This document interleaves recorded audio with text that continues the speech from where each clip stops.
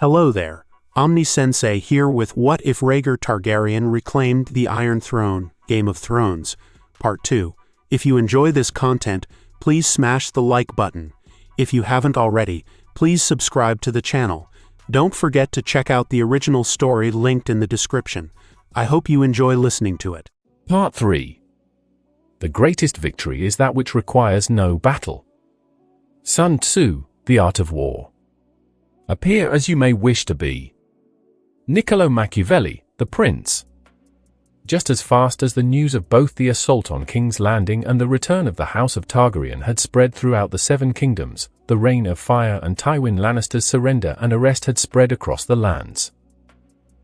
Those houses who thought that the dragon could be a major contender in the race for the Iron Throne had to rethink their strategy.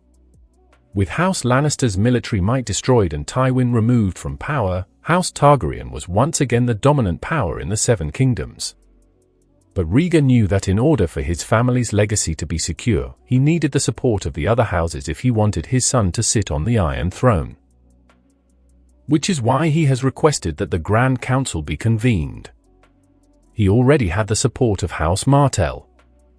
House Stark was also a given, as he and his forces saved the lives of Ned Stark and his daughters.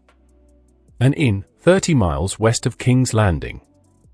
The inn reminded Catelyn of the Crossroads Inn in which she had Tyrion Lannister arrested. Only this time, the inn was larger, and it was full to capacity. As the Stark party had crossed into the Crown Lands, they had joined up with another party en route to King's Landing. At his wife's behest, Renly Baratheon had gone to Highgarden to discuss strategy with her in-laws, the Tyrells. House Tyrell had supported the dragon during the Usurpers' Rebellion, and with the emergence of House Targaryen as a dominant power, followed by the denouncement of Cersei and Jaime Lannister and their children, Renly had hoped that his father-in-law would support his bid for the Iron Throne. Renly had over 100,000 men under his command, and the Tyrells had the combined fleet of the Red Wines and the Shield Islands backing them.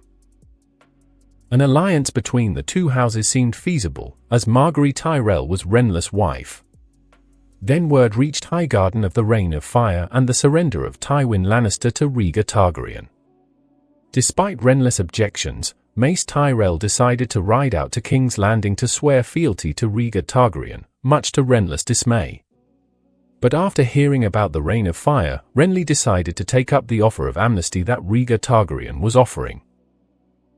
The dragon soaring overhead as the group ventured through the Crown Lands was a deciding factor in trying to get on Rhaegar's good side, lest his bannermen suffer the same fate as the Lannister forces. So now, Renly Baratheon of Storm's End and Lord Mace Tyrell had met Lady Catelyn Stark, her son and ward, and the Sand Snakes on their way to King's Landing. Accompanying Renly and Mace were Renly's wife, Margaery Tyrell, Willas Tyrell, and Loras Tyrell. Catelyn Stark was seated inside the inn's main hall along with her son and ward. It was dinner time and the Starks were sharing the table with the Baratheon Tyrell party and the Sand Snakes. Jaime Lannister was in his room, guarded by the Targaryen bannermen. 4 were in his room and 2 guarded the door. Should any Lannister soldiers try and free him, the 4 bannermen were to immediately kill Jaime. Cat wondered how things might have played out if she had not acted so rashly in having Tyrion Lannister arrested months earlier. Had she acted rationally, things might have been different. Robert would still be alive, but he would have to deal with the Targaryens and their dragons. Like everyone else, she thought that Rhaegar and his family had been killed during the last days of the rebellion. Now, she finds out that the Silver Prince is now the Lord of Dragons and that her husband was still alive thanks to his invasion of King's Landing. Through Rhaegar, the truth about Cersei and Jaime's incest was revealed, and from what she and the others had just heard, Tywin Lannister had surrendered to the dragon the previous day. Never expected Rhaegar, of all people, to bring down Tywin Lannister, Mace Tyrell was saying. Then again, no one in their right mind would mess with the old lion, not after what he did to Tarbeck and Rhaen when they rebelled against his house. Goes to show that the Bard Prince has balls as big as the Great September's bells. Catelyn remained silent as she continued to sip at her cup of lemon water. He's not the Bard Prince anymore, Father, Willas said. They call him the Lord of Dragons. His house is now the richest in all the 7 kingdoms. Don't remind me. Your mother was pretty upset over the fact, Mace replied. They say that if Tywin Lannister can shit gold, then Rhaegar Targaryen can piss silver. Is that rich, father? Margaery asked. Given that he controls the Pakara merchant house, her father replied, yes, he is that rich. Goes to show you what a man who lost everything can do to crawl his way back to the top. You really think that Rhaegar will honor his promise? Willers asked. Rhaegar is a man of his word. He will not violate the guest right. Not inside the walls of the Red Keep. Kat looked at her son. Robb sat at the far end of the table, nursing a mug of ale. He kept to himself but answered when spoken to. We could have avoided all of this, you know, Renly was saying. When Robert was on his deathbed, Lord Stark refused to back me as the ruler of the 7 kingdoms. I could have exiled Cersei and her children from King's Landing and removed Jaime from the King's Guard. Ned refused, saying that the realm belongs to the rightful heir. An honorable man, your father, May said, addressing Robb. Even when we were on opposite sides, the old wolf was an honorable man. Always knew something was off when Cersei had him arrested. Treason is something that Ned Stark would not do. The gods were merciful in sparing his life. Now you know why, Kat interjected. Cersei had him arrested in order to keep her secret. Joffrey tried to have him executed. A bastard for a king, Mace snorted. Rhaegar should give his children the same courtesy Tywin and Robert tried to give to his children. But he's not going to do that. Exile, most definitely, with Joffrey taking the black. And to think that Tywin tried to negotiate a marriage contract between his daughter and Rhaegar. Kat looked up. Tywin tried to do that. Back when Tywin was hand to the Mad King. Both he and Aerys were friends at one time. But then the madness had gotten a hold of him. Cersei was groomed to become the Lord of Dragon's wife. Instead, she ended up marrying Robert. And look how that ended, Kat thought, remembering when Robert and his entourage came to Winterfell. Cersei looked like she wanted to strangle her husband when he was flirting with one of the serving girls. She had not forgotten the snubs that the Lannister queen had sent her way. Then she left the feast early, Kat thought. Her eyes widened in realization of her next line of thought. And Jaime soon after. That golden strand of hair I found was not Tyrion's. Her hands balled into fists as she began to connect the dots. Bran must have come across them making love and got pushed out of the tower, Lady Stark. Kat's murderous line of thought crept to a halt as Theon spoke to her. Yes, Theon. Robb just walked out of the inn, reported Theon. Go after him, Theon. Make sure he does not do anything stupid. Theon nodded and went after Robb. Excusing himself from the table, Robb left the inn and stepped outside, Grey Wind following his master. Ever since Talisa had left, Robb had closed himself off from most of the people surrounding him, save for his mother, the other lords and Theon. He had hidden his feelings well. Now, he could let them out. She must be something. Your medic, Theon said as he approached Robb from behind. Robb nodded. She was. You're like a brother to me, Theon continued. Never have I seen you like this. You must be in love with this Volante healer for her to affect you this way. I guess I am, Robb admitted. Mother sent you out here to check up on me. Something like that. She wanted to make sure that you don't do anything stupid. Robb smiled sardonically. I think it's a bit too late for that.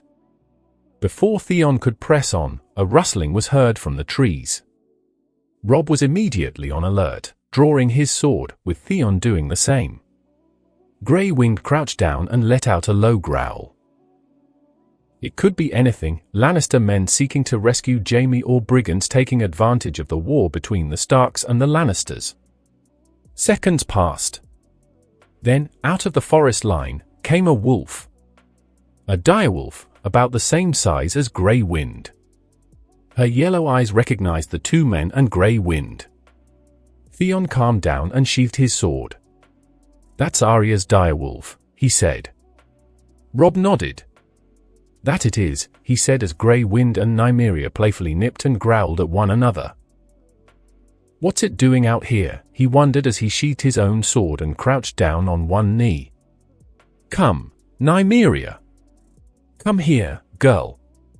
The direwolf complied, trotting over to her mistress' elder brother and allowing him to scratch her behind the ears. "Good girl. That's a good girl." Nymeria barked and licked at Robb's face. "What's going on out here?" Kat asked as she exited the inn, with Renly and Margaery in tow. She took one look at the direwolf, which was licking at Robb's face, and immediately knew. "That's Nymeria. What's it doing out here?" "I don't know," Robb replied. "The fact that she survived out here for so long is a miracle in itself." "She's beautiful," Margaery said, petting the direwolf. "What's her name?" she asked as Nymeria licked her hand. "Nymeria," Kat replied. "Bring her inside, Robb, and let's get some food inside of her." Robb nodded. Clicking his tongue, he managed to get Nymeria to follow him back inside the inn. King's Landing, the following day. Just as Rhaegar had a squad of Unsullied with him when Tywin Lannister surrendered, Daenerys Stormborn had a squad of her warrior eunuchs and Jorah Mormont with her when the Stark Tyrell Baratheon party arrived with the Sand Snakes and their prisoner in tow. Two direwolves came running in, putting the Unsullied on alert, but Daenerys barked out a sentence in High Valyrian, and they relaxed. "Direwolves, Khaleesi," Jorah explained. "They are the sigil of House Stark. You hardly see them in the south." Dany nodded but kept silent. She had made her opinion known about Ned Stark to Rhaegar earlier that morning, as they were in bed together, following a morning lovemaking session. Missandei was in her own room, fast asleep. She believed that Ned should take the black and spend the rest of his life on the wall as penance for his betrayal of their father. Rhaegar disagreed. "I need Ned Stark, as he is the only one who can hold the North," was Rhaegar's explanation. "By keeping him alive with his honors and titles intact, we have the support of the North. Dany, I know you don't like this, but this is the only way." So Dany kept her mouth shut but avoided Ned Stark like the plague. She did warm up to Sansa and Arya, so it was not that big of a loss to Rhaegar. Robb Stark rode into the courtyard, followed by Catelyn Stark and Theon Greyjoy. Renly and Margaery Baratheon followed, along with the latter's father and two brothers. The Sand Snakes and their prisoner brought up the rear. As Robb and the others dismounted, Obara shoved Jaime Lannister from his mount, causing him to fall and land hard on his side. "Oops," was all Obara said as she and her sisters dismounted. Two Unsullied dragged Jaime to his feet and brought him before Dany. Cold violet eyes stared down emerald orbs. "Jaime Lannister, Kingslayer," Dany began. "You are to be tried on the charges of violating your oath and the charge of regicide." "I wonder what my father would say about that," quipped Jaime. "You can ask him that yourself when you are taken to your cell." To the Unsullied, she said in High Valyrian, "Get him out of here. Place him inside a single cell." Once Jaime was taken away, Jorah introduced Dany to Kat and the others. With the exception of the Sand Snakes, the men bowed while the women curtsied. "May I present Lady Daenerys Stormborn of House Targaryen?" Jorah then went down the line, introducing to Dany the group assembled to her. "Welcome to King's Landing," Dany greeted with a nod of the head and a smile once Jorah was finished. "I trust that the journey was not too hard on all of you." "Not hard at all, milady," Mace replied. Once the group was back on her feet, Margaery could not help but feel a pang of jealousy as she gazed upon the daughter of the Mad King. She was very beautiful, quite possibly the most beautiful woman in all of the Seven Kingdoms. Such was her beauty men would gladly go to war for. She could also see that Dany was the kind of woman to use her mind, not her body, to achieve her goals. Please proceed inside the castle. The servants will see to your comfort for the duration of your stay. The throne room is off limits until after the meeting of the Council of Lords. Lady Stark, would you and your party please follow me? How is my husband? And my girls? Kat asked as she fell in step with Dany, with Theon and Robb following her. The Sand Snakes also left the group to pay their respects to their father. Lord Stark is fine, as are Arya and Sansa, Dany replied. Your husband was wounded whilst fighting the Kingslayer and has been recovering from his injuries. While Kat and Dany made small talk, Nymeria stopped in her tracks, sniffing the air. This caught Robb's attention. The direwolf then turned down a corridor. Without hesitation, Robb and Grey Wind went after her, leaving Dany and Kat unaware that Robb had separated from their party. With Ned. In the Red Keep's gardens, Ned Stark sat on a bench, watching his eldest daughter and Aegon Targaryen walk along the pathway. Arms interlinked, the Prince of Dragons and the Rose of Winterfell made pleasant conversation with one another. His recovery was complete, and Ned was able to walk without the assistance of a cane, unlike the last time. He did, however, walk with a limp. The informants of Cersei and Littlefinger were gone, replaced by unsullied guards who patrolled the area, while gardeners, some hired by Rhaegar, while the others were Varys' little birds, tended the flowers. So much has changed since coming to King's Landing. He had uncovered a conspiracy and nearly lost his head over it. As much as he hated to admit it, he owed his life to Rhaegar Targaryen. His sister looked at him with disdain, however. Ned recognized the glares directed at him, as it was the same look that Kat would give to Jon. Rhaenys had told him that Dany wanted Ned to be sent to the wall for his role in the Usurpers' Rebellion. Rhaegar thought otherwise, pointing out that Aerys did murder both Rickard and Brandon Stark in cold blood. The reason Ned was not being forced to take the black was because Aerys had acted first by killing his father and brother. It appears that my son is quite smitten with your daughter, Lord Stark. Rhaegar's voice drawled. That he is, Ned said. Rhaegar took a seat on the bench alongside Ned. Tywin Lannister surrendered at Harrenhal several days ago. He is now a guest inside the cells of the Red Keep, Rhaenys told me. She told me about the Reign of Fire.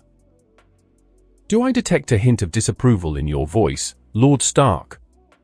Rhaegar asked, amused. Personally, I would have faced Tywin in battle. It would have been the honorable thing to do. You and your honor. It's your best quality, Lord Stark.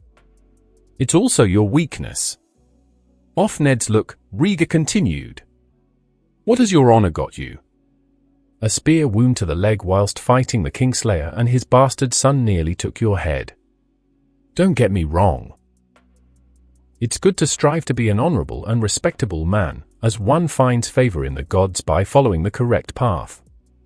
But it also does well to be a pragmatist. It's how we survive.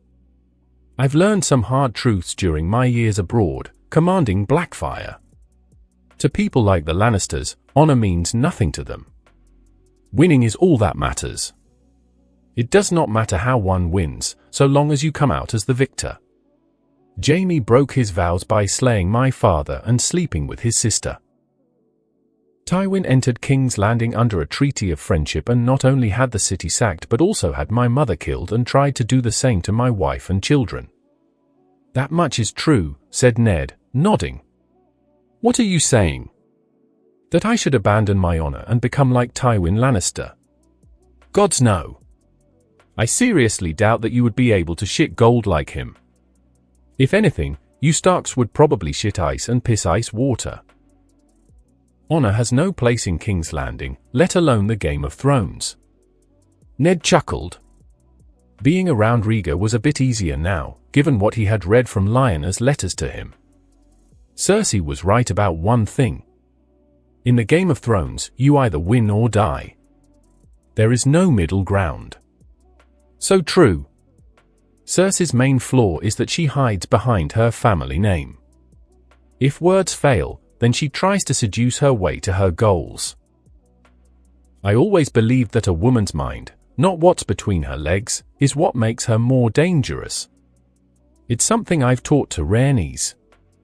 Cersei's problem is that she thinks she's as clever as her father. She is a fool. The imp is more clever than her, despite his drinking and whoring, yet both she and Tywin despise him. Ned knew as much. Out of most of the Lannisters, Rhaegar had gotten along with Tyrion the best. And Jaime?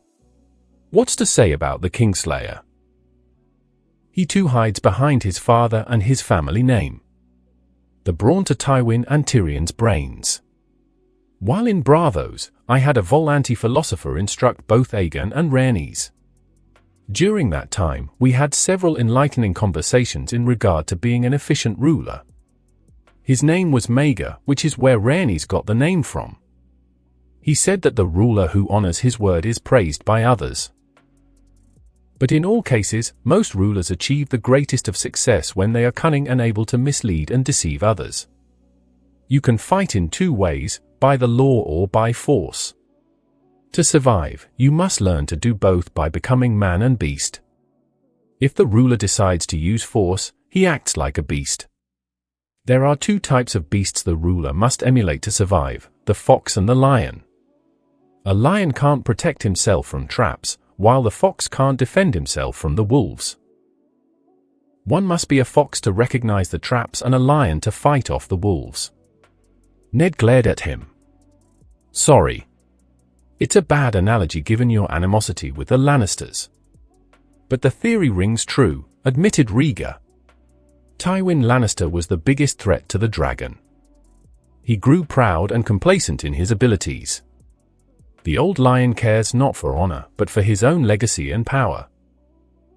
Anyone who stands in his path he will either intimidate with that wretched song of his or destroy without a single thought. What's to stop him from killing a dozen men at the dinner table rather than 1,000 on the battlefield if it saves lives? Him ordering the sacking of King's Landing showed just that. Thousands dead, including my mother. I invaded King's Landing, and there were no casualties, save for the Kingsguard and the City Watch. Then again, Yonos Slynt was a corrupt little shit. Meanwhile, Sansa was laughing at a jape that Aegon had told her. Young love. Reminds me of myself when I was courting Elia, said Rhaegar. I just hope that Aegon learns from my mistakes and doesn't repeat them. Had I thought with my mind instead of my manhood, I would be sitting on the Iron Throne. He sighed. That reminds me. Did Rhaenys tell you that she served as a medic in your son's camp? Before Ned could answer, Catelyn's voice rang from the courtyard. Sansa! Ned! Sansa spun around, just as Ned's head snapped in the direction, both recognizing Kat's voice. Sansa broke into a run, shouting, Mother! Ned rose to his feet, just as Sansa ran into Kat's open arms, mother and daughter weeping tears of joy. Daenerys and Theon stayed behind as Catelyn reunited with her daughter and husband, having just arrived inside the Red Keep moments earlier. Ned noticed that Robb was absent. Thank the gods you're safe, Kat said. She then pulled Sansa away in order to look at her. Are you okay? Did that bastard hurt you in any way? Sansa shook her head. No, Mother. I'm fine. Ned walked over to his wife. This time, Kat embraced her husband, Ned, returning the embrace, breathing in her scent. You were right, my love, he whispered. I should have told Robert no. Rhaegar, in the meantime, left the courtyard, as he suspected that Robb would find his way to Rhaenys.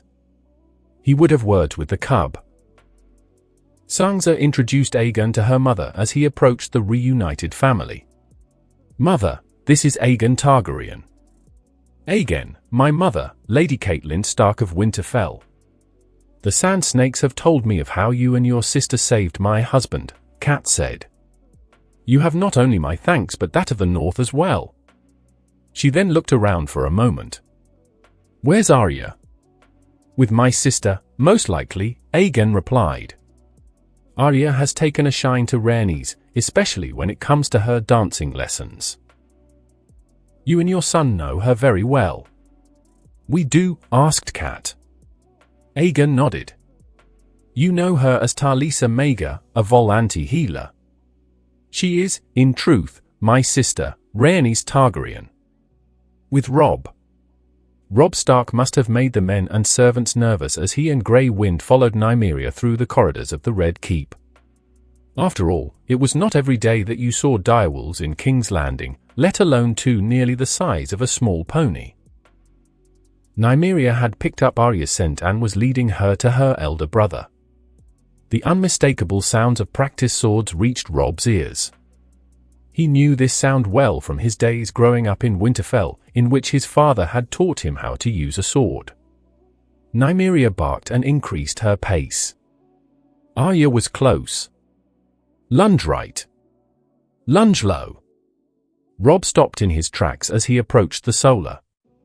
He recognized that voice anywhere. But it was different, somehow, as if it had radiated authority. That can't be Talisa, he thought as he quickened his steps. Upon reaching the solar, Robb felt his heart go into his chest. There was his little sister, Arya Stark. She was okay and learning swordplay from the person he least suspected. Talisa Rhaegar.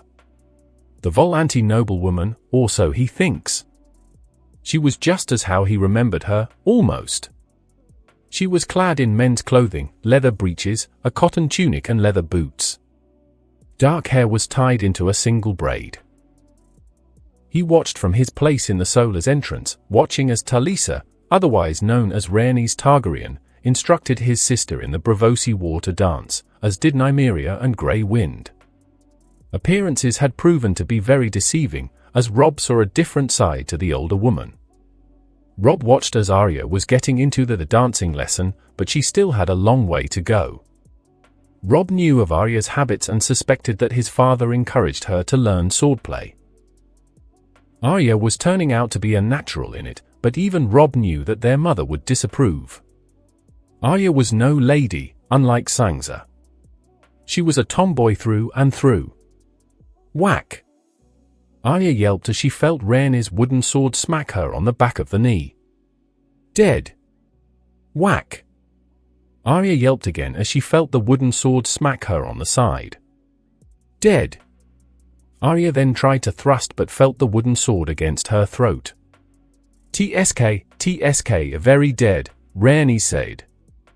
She then cocked her head to the side. Never overextend your thrust, Arya. Aside from leaving you exposed to attack. Rhaenys proceeded to lightly shove Arya, causing her to fall on her rear. It leaves you off balance, she finished. At that moment, Nymeria decided to make her presence known by barking twice. Arya and Rhaenys turned their heads and saw Robb Stark standing there, Nymeria and Grey Wind at his side. Nymeria! Arya shouted as the direwolf rushed over to her, tackling her to the floor, and proceeded to lick her face, Arya sprouting apologies to her beloved pet direwolf for having to drive her off. Robb walked into the room, followed by Grey Wind, his eyes not leaving Rhaenys. After Arya managed to get Nymeria off of her, she embraced her brother, thanking the gods that she was safe. Rhaenys then cleared her throat. Arya, go and see your mother. Your brother and I have some things to discuss.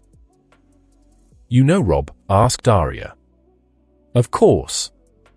Now off with you. Arya nodded and left the solar, Nymeria following close behind.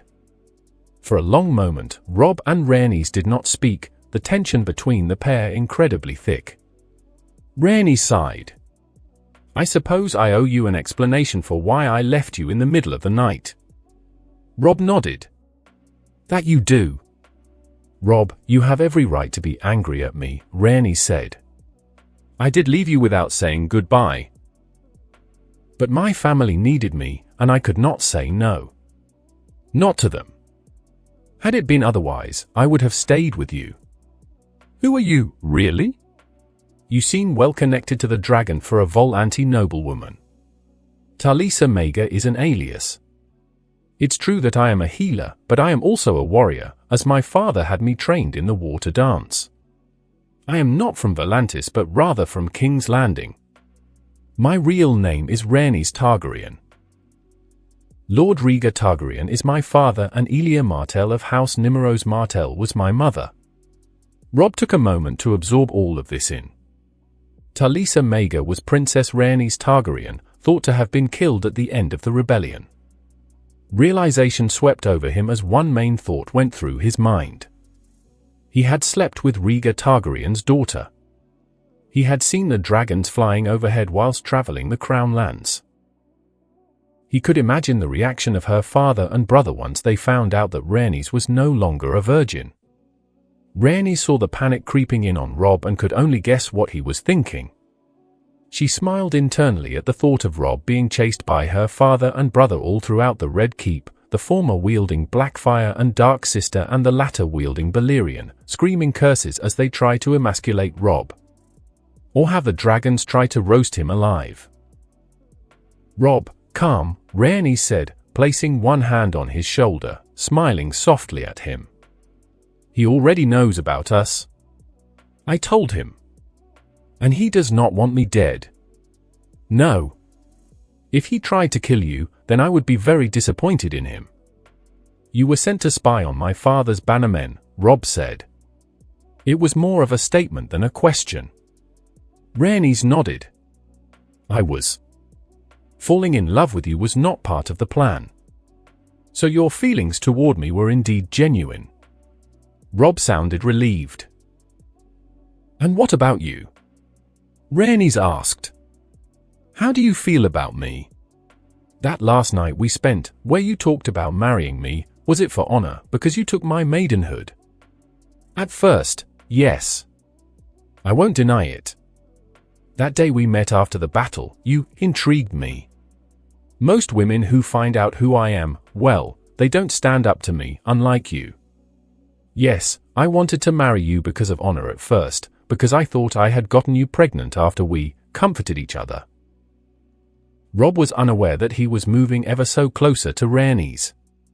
But in the days we spent together, I got to know you a lot better. You have a kind and gentle heart, Rhaenys. Most men would not think so. My hands are stained with the blood of countless men that I've killed whilst on campaign with my father and brother. And I'm no different. We both have our faults. It hurt when you left me, Rhaenys. Even more than a sword to the stomach. You are such an enigma to me, but at the same time. Intoxicating. I don't care about the fries. I just want you. Robb. Rhaenys began but stopped when she found herself within arm's length of Robb. No more lies. No more deceit. I just want you. That is, if you will have me, Robb finished. Rhaenys smiled. I would like that, she replied. We can start over. Robb returned the smile. Robb Stark of House Stark. Rhaenys could not help but laugh. Rhaenys Targaryen of House Targaryen. Pleased to meet. She was cut off when Robb closed in the distance and kissed her full on the lips. Rhaenys reacted almost automatically, her arms wrapping around her as the kiss began to increase in intensity. After exploring each other's mouths for the first time in weeks, the pair broke off, trying to catch their breath. Be careful, Lord Stark, Rhaenys warned in a playful tone. I am the Princess of Dragons. I just might ignite. I think I may enjoy being burned by you, replied Robb. His voice then dropped to a whisper. I love you, Rhaenys. And I, you, replied Rhaenys, smiling softly at Robb. Whom? Rhaegar's arrival had caused the young couple to break the embrace, Robb and Rhaenys both turning red with embarrassment as they now stood side by side. Hands behind his back, the Targaryen patriarch entered into the solar, mild amusement on his face, having witnessed the events between his daughter and Ned Stark's son. So the cub enters the dragon's den, drawled Rhaegar as he stood before the couple. Looking down at Grey Wind, he extended his hand, allowing the direwolf to sniff his palm. After a moment, Grey Wind barked his approval. Rhaegar smiled at the direwolf and petted it before turning back to Robb. "This is the young cub you've been telling me about, Rhaenys. The one who has stolen your heart, as well as your maidenhood." Robb tried his best not to look intimidated in front of the Dragon Lord. And he was failing. "Father! Don't scare him more than he already is," Rhaenys admonished. Rhaegar chuckled. He then introduced himself to Robb. "Rhaegar Targaryen, Lord of House Targaryen. You must be Robb Stark." "That I am, my lord." "You can calm down, son," Rhaegar said. "If I wanted you dead, we would not be having this conversation. My daughter has told me a lot about you. The fact that you've captured the Kingslayer in your first battle was very impressive." "Thank you, my lord. It is clear that my daughter is quite fond of you. And since you have taken her virtue, I want her to be married to you with all due haste." He paused for a moment. "Tell me, do you love my daughter, Stark?" "I do." "Would you do anything for her? Would you keep her safe from harm?" "Yes, I would." You are just like your father. An honorable man. Then again, you Northerners carry yourselves with respect and honor, so it's expected. I will have words with your parents about this matter, but you have my blessing to marry Rhaenys." "Thank you. I will protect her with my life," Robb said as Rhaenys squeezed his hand. "I will hold you to that promise, young Stark." Rhaegar's voice took on a steel-like hardness. "She may be a woman, but she will always be my little princess. You hurt her in any way, you break her heart, and I find out about it, I'll personally skin you alive. Are we clear?" Robb gulped. "Yes, my lord." "Good. Now go and see your father. He is at the gardens with your mother and sisters." Within the next couple of days, the lords of the main houses converged onto King's Landing. The Red Keep was bustling with activity as the day of the Council of Lords moved ever so closer. Finally, the day came. With the arrival of Lord Kevan Lannister of the Westerlands and the Tullys, the Council of Lords was convened. The meeting took place inside the small council's chambers. A long table was brought in for the men to sit. On one side of the table, Eddard Stark of Winterfell and his son, Robb Stark. Next to the Starks was Catelyn's father, Lord Hoster Tully of the Riverlands, and his brother, Sir Brynden Tully, known as the Blackfish. Next to him was Oberyn Martell, representing his elder brother, as he could not make the trip, with Nymeria Sand seated next to her father. Mace Tyrell of the Reach was present, with his son, Willas Tyrell. Renly Baratheon was also present, with his bodyguard and lover, Sir Loras Tyrell. Seated in the last seat was Lord Raywald Rain. On the opposite side of the table, Lord Kevan Lannister of Casterly Rock, having been made lord by his elder brother, Tywin, his last act before being hauled off to the dungeons of the Red Keep. Tyrion Lannister sat next to his uncle, hiding his displeasure of seeing his uncle being chosen as Lord of Casterly Rock over him. The pair, along with Shae and Bronn, had arrived the previous night and were given quarters within the Red Keep. Last was Stannis Baratheon, who sat next to the imp, a scowl on his face.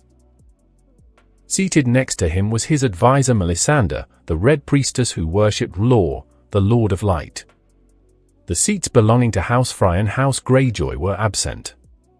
Stannis was furious upon finding out that not only had King's Landing fallen, but also that the Targaryens were still alive and in control of King's Landing, from what Davos Seaworth had told him. Davos was supposed to be here at Stannis' side, but he was left behind at Dragonstone. To Stannis, he saw Rhaegar as a false king and wanted him and his family out of the way.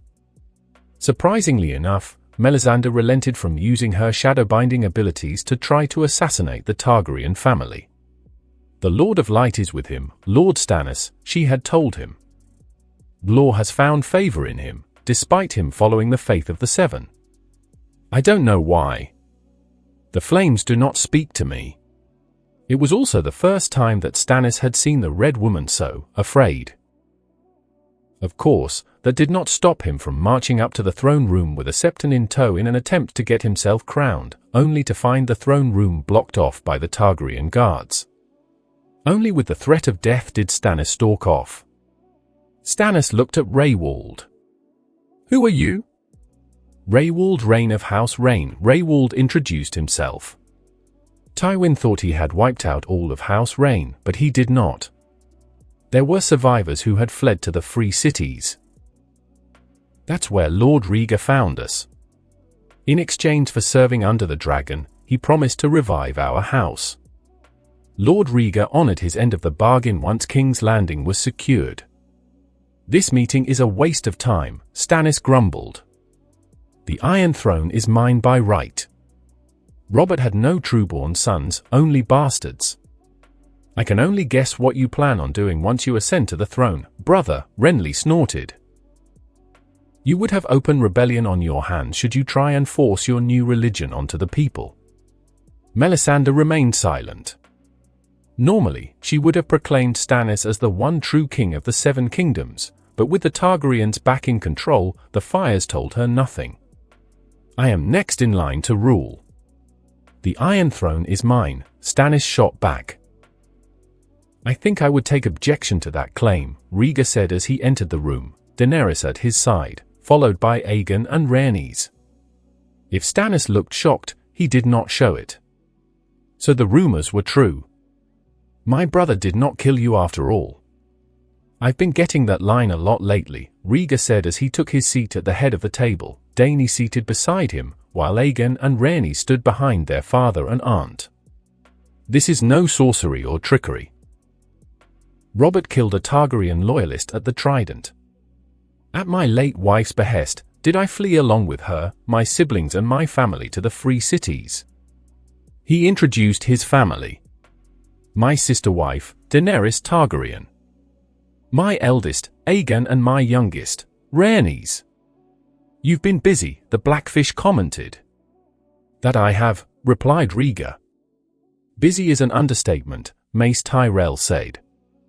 "Oberyn had told stories of your exploits. Commander of a mercenary force and head of a prosperous mercantile guild. Allery raised a big stink over the fact that your house is the richest in all of Westeros, with the Lannisters second and us third. So much so that a jape was made in regard to your wealth. That if Tywin Lannister can shit gold, then I can piss silver. I've heard of the jape." "Crude, but true," said Rhaegar. "Now, as to why all of you are here. I have convened this Council of Lords. While the Starks and the Lannisters were at each other's throats, I launched a surprise invasion of King's Landing with support from my private mercenary force, Blackfire, and the Brotherhood without banners. The end result is what you see. The dragon is in control of King's Landing for the first time since the rebellion. Cersei Lannister and her bastard son of a king are now being kept prisoner within the Red Keep." "Is it true?" Hoster asked. "About the parentage of Cersei's children?" "It is," Dany replied. "Each family has distinguishing characteristics. The Baratheon has dark hair and blue eyes. The Tully have red hair and blue eyes. Jon Arryn discovered the truth and was murdered to keep it a secret. Lord Stark discovered it and nearly lost his head over it. Robert Baratheon is not the father of Cersei's children. Jaime Lannister is. I confronted Cersei about what I had found, and she confirmed it," Ned said. "She had Robert killed before I could tell him." No one bothered to argue against Ned's claims. Everyone present knew that Ned Stark was a man of honor, despite that it had nearly gotten him killed and dishonored. "I could have crowned myself king once King's Landing was under my control," Rhaegar continued. "But I did not. I could have taken my vengeance on those who supported the usurper during his rebellion. But I did not. I called this council here to support the dragon as he takes back his throne. Stannis snorted at that remark. This proves my point. The Iron Throne is mine by right. He rose from his chair, while Melisandre rose from hers. I will be crowned by noon.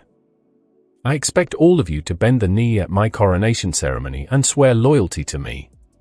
He glared at Rhaegar. This time, I will make sure that you and your house will not threaten my kingdom again. Sit down, Stannis, ordered Rhaegar. You are in no position of any kind to make demands of me. I am the true king. Began Stannis. I said sit down, Rhaegar ordered with steel in his voice, showing the anger of the dragon for which the Targaryens were famous.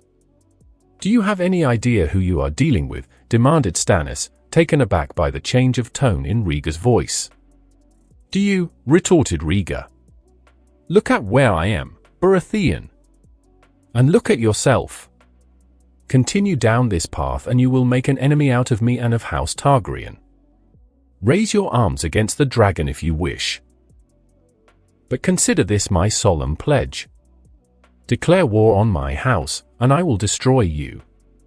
Now. Sit down. Melisandre gave Stannis a pleading look. Lord Stannis, please, let's not be hasty, she whispered.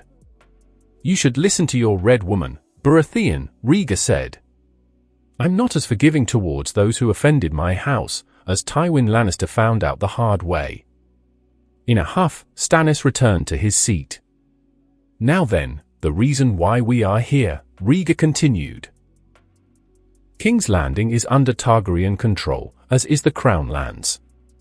The dragon has returned to his throne. Before that can take place, there is the matter of the bannermen under the command of the Wolf and the Lion. I am ordering a cessation of hostilities between House Stark and House Lannister. The war between your two houses is over as of now. Done, Kevan said. Not like he had any choice in the matter, as the Rain of Fire had destroyed the Lannister forces. Ned and Robb both nodded in the affirmative. Last, as House Targaryen will once again ascend to the Iron Throne, all of you will swear fealty to myself and to my house. In exchange for your fealty, I am offering a general amnesty to those who fought alongside the Stag during the Usurpers' Rebellion. An oath of loyalty, and in exchange, I will not seek vengeance against those who were involved. If we say no, Stannis prodded. If we can't at least be friends, countered Rhaegar, then we shall be enemies. And I give you my word that I will do my best to destroy those who seek to destroy the dragon. Stannis scoffed. Bold words from an exiled prince. Your mercenary force comes to what, 1,000 men? And the Unsullied with your wife are what, 7, maybe 8,000? What is to stop any of us from marching on to King's Landing and finishing what my brother started with his rebellion? What's to stop me from having your head on a pike along with the rest of your family? Rhaegar's response came in the form of an ear-splitting roar, which came from outside, causing most of the men to cover their ears. There's my response, Baratheon. Go and look outside. Into the sky.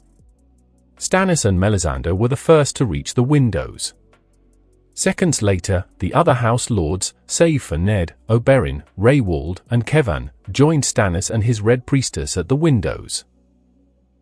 Shock and awe were the evident expressions on all their faces as they saw the 3 winged lizards flying in the morning sun, one black, the other white as snow, and the other the color of emeralds.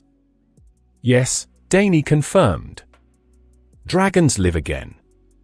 I am also known as the mother of dragons, as I hatched them on my first husband's funeral pyre. The black one is Drogon, Balerion reborn. The white one is Viserion. The green one is Rhaegal. Melisandre fell to her knees, whispering prayers to the Lord of Light, completely mesmerized by the sight of the dragons flying in the air. Kevan and Tyrion need not see, as they already knew what the Targaryens' dragons were capable of. I knew it, I knew it. Melisandre whispered. Azer Ahai. You are Azer Ahai and she is Nissa reborn. Are you all familiar with the Rain of Fire? Rhaegar asked. That is what Dany used to execute that plan. To Stannis, he said in a dry tone, I believe those 3 dragons are what is stopping you from marching onto King's Landing, Stannis. Rhaegar waited for a moment for the others to return to their seats. Stannis composed himself by taking a long pull from a glass of water. What you have all seen was not an illusion. After over a century, the dragons have returned, the Lord of Dragons said. You follow the Lord of Light, right?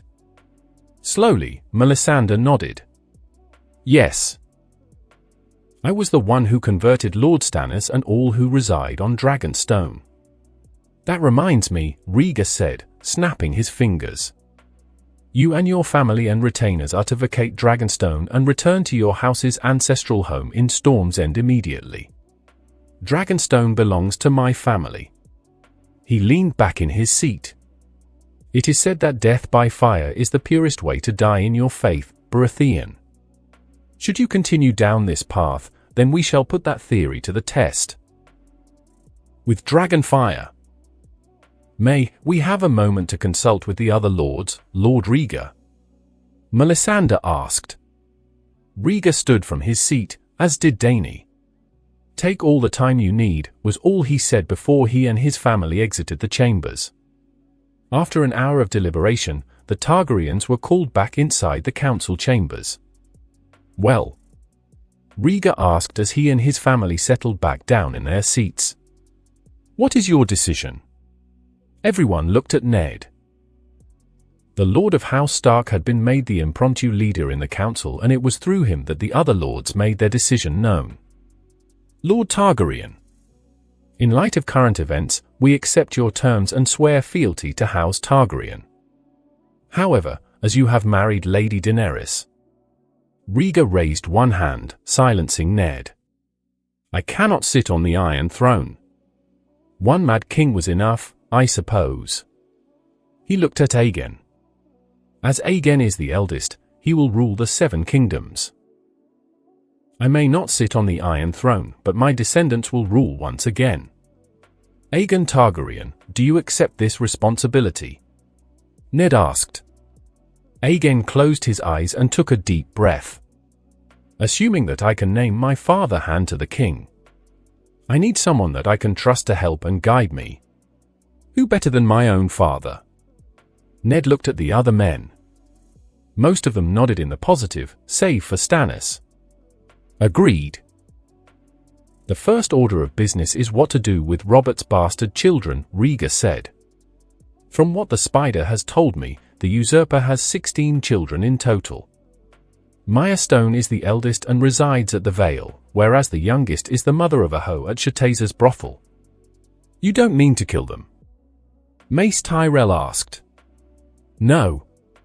I have no reason to have them killed. I do want them fostered with both Renly and Stannis, as they are the blood of their elder brother. Legitimized, if possible. No child should go through life without knowing who their father is. With your permission, I would like to take Gendry Waters as my ward, offered Ned. Under the condition that he is legitimatized and recognized as Robert's son. Stannis sighed. Done. And the others? Rhaegar asked. We'll see to it that they are cared for, Renly said. Rhaegar nodded. Fair enough. This meeting is adjourned. Chamber of the Hand, noon. Rhaegar Targaryen was going over some documents when Missandei entered the office. Lord Hand, Lord Kevan Lannister and Tyrion Lannister are here to see you. Rhaegar nodded and Missandei led the imp and his uncle inside, accompanied by Bronn. The imp waddled over to the chair and sat down, along with Kevan. Bronn stood to the side. Rhaegar looked at the sellsword. Who's he? He is in my employ, Tyrion replied. What do you want with us? I actually wanted to have a word with you, Tyrion, Rhaegar replied. First off, my cellar and Tommen are safe and healthy. I have no quarrel with the both of them. Can't say the same about Joffrey. What do you plan to do? Kevan asked. In regard to your elder brother and nephew, I will make them both a head shorter for their crimes. As for Joffrey, a life of servitude on the wall will be his punishment. Myrcella and Tommen will be exiled from King's Landing and will return to Casterly Rock. And Cersei? Kevan asked. I've received a request from the High Septon at the Great September of Baelor. They have received word of Cersei's crimes. Combined with the fact that her son had nearly spilled the blood of an innocent man on its steps, the High Septon has requested that Cersei perform a walk of penance. Just what is the walk of penance? Asked Kevan. Cersei will be stripped naked, her hair shaved from her entire body, and will walk from the Great September to the Red Keep, escorted by my bannermen. When will this take place? Tyrion asked. After the trials of the Lannisters and Littlefinger, of which the latter is why you are here, Tyrion. Oh. You've done right by me, Tyrion, continued Rhaegar. Shame that your father and sister cannot see that despite your deformities, you have a keen and sharp mind. I understand that you and your father had a falling out and that you have been disinherited. And since Littlefinger has been stripped of his position as Master of Coin, there is an opening for the position. Tyrion cocked an eyebrow. You want me to be your Master of Coin? Of course. To make the proposal a bit sweeter, you will also gain ownership of Littlefinger's brothels. Bronn perked up at that. I accept your offer, Lord Hand, Tyrion said. Had a feeling that you would, Rhaegar said. He looked at Kevan. Something on your mind, Lord Lannister? I wish to confess something that I have kept secret during the end of the rebellion, Kevan said. In exchange for this secret, I wish for immunity for myself. It involves Lyanna Stark. Your request is granted, the Lord of Dragons said. Out with it. And Kevan told him. Tyrion was shocked, while Bronn was not surprised. Rhaegar's reaction was instant. He had a servant to bring Ned and Catelyn Stark to his office. The Lord and Lady of Winterfell arrived minutes after Rhaegar gave the order. Upon entering the chamber, Ned and Catelyn were surprised to see Tyrion and Kevan Lannister seated before them. Behind Tywin's brother and the imp was Bronn, who Cat recognized as one of the men who had helped arrest Tyrion and later fought for him at the Vale. Good. The both of you are here. Sit down, please, Rhaegar said. Your son has made you hand, Cat noted, eyeing the golden pin on Rhaegar's jacket. Yes. It was his condition that I would be hand once he accepted the fealty of the other major houses. He then answered Ned's unspoken question. Tyrion and Kevan are here at my request.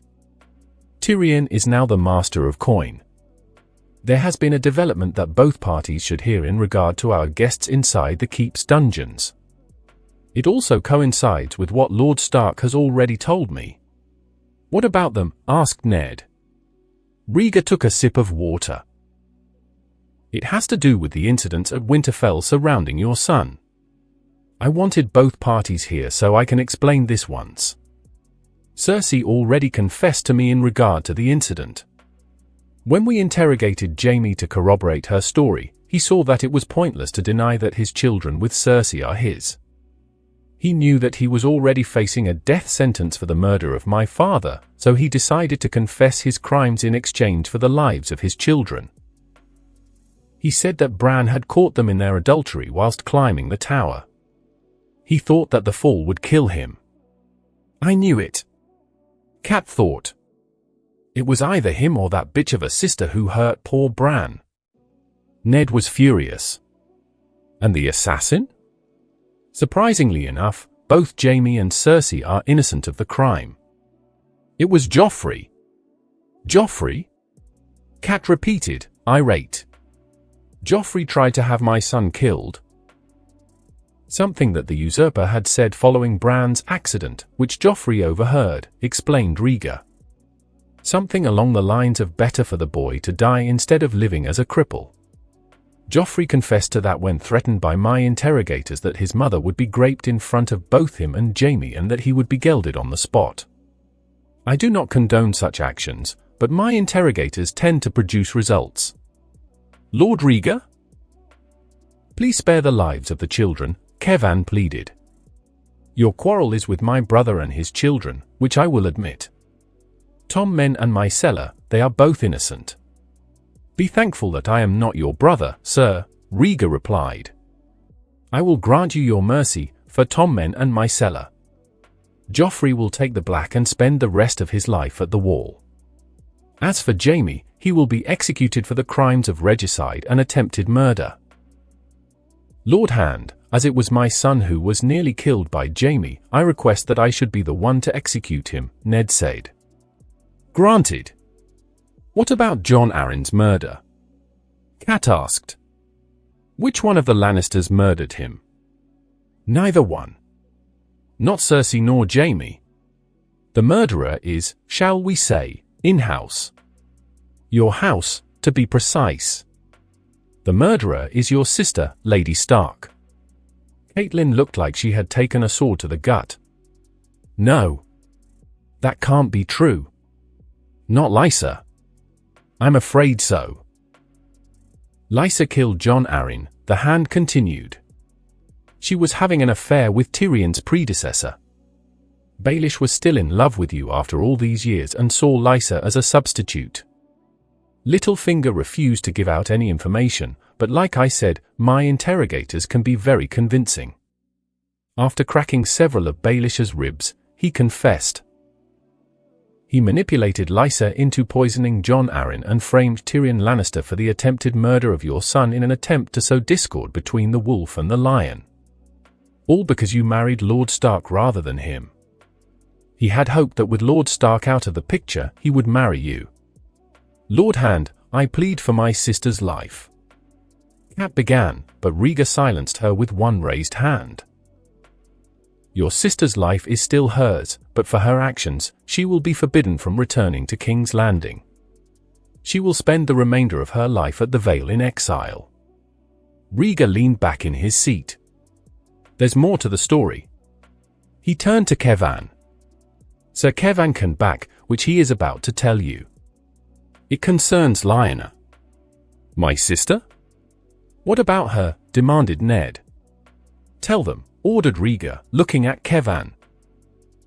He took me into his confidence and told me that he wished for Cersei to marry Robert, but the wolf girl was in the way, confessed Kevan. Tywin had her killed. Poisoned inside the Tower of Joy. He told me that I should not tell a soul and, despite being his brother, threatened me with death should I tell anyone about it. Tyrion shook his head. Father, you fool. A cold rage grew within Ned. It was bad enough for Jaime and later Joffrey tried to kill his son. It was bad enough for the little bastard to try and make him a head shorter. But this, he could not let go. From the look of things, Rhaegar guessed that Ned was ready to run Tywin through with ice himself. Lord Stark.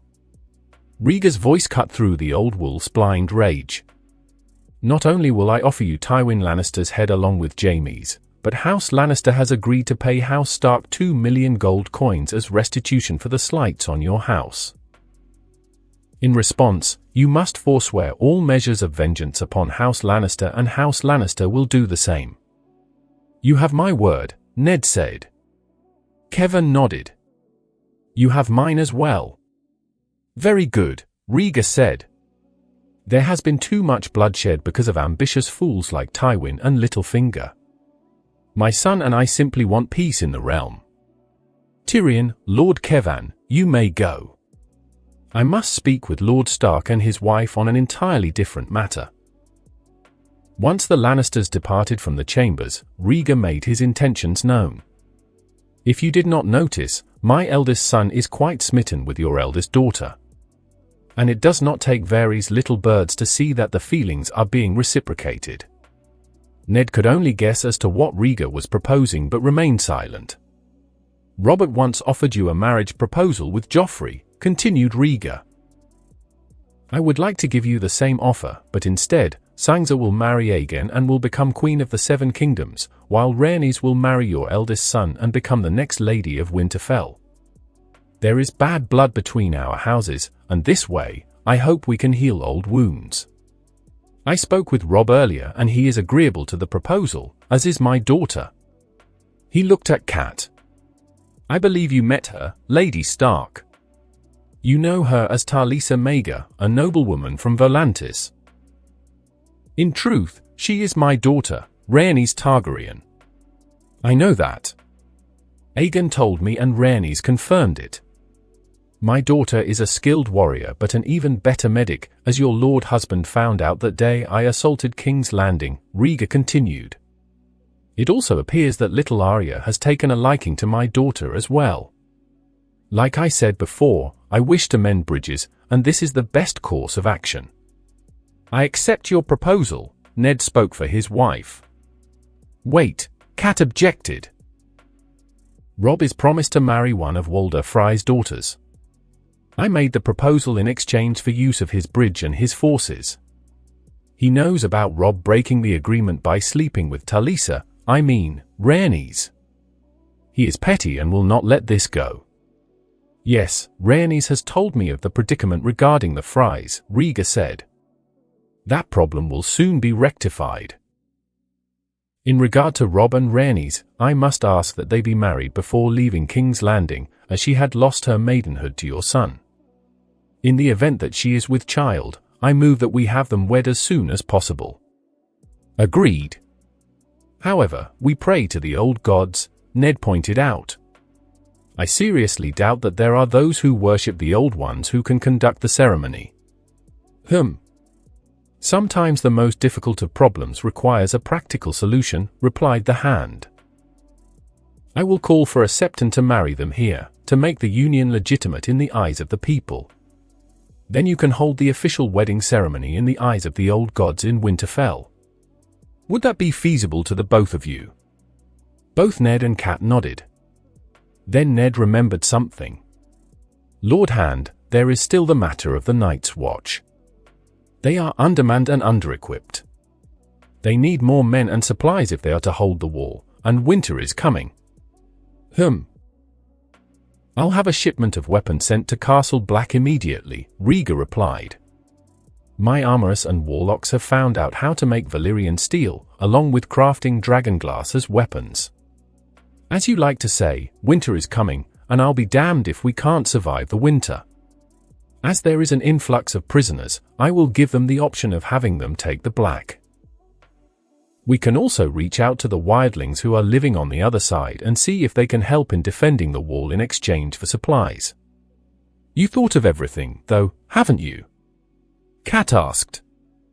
Hope for the best, yet prepare for the worst, Lady Stark, the Lord of Dragons replied. That is all. The both of you may go. Later. It was a double wedding ceremony within the Red Keep.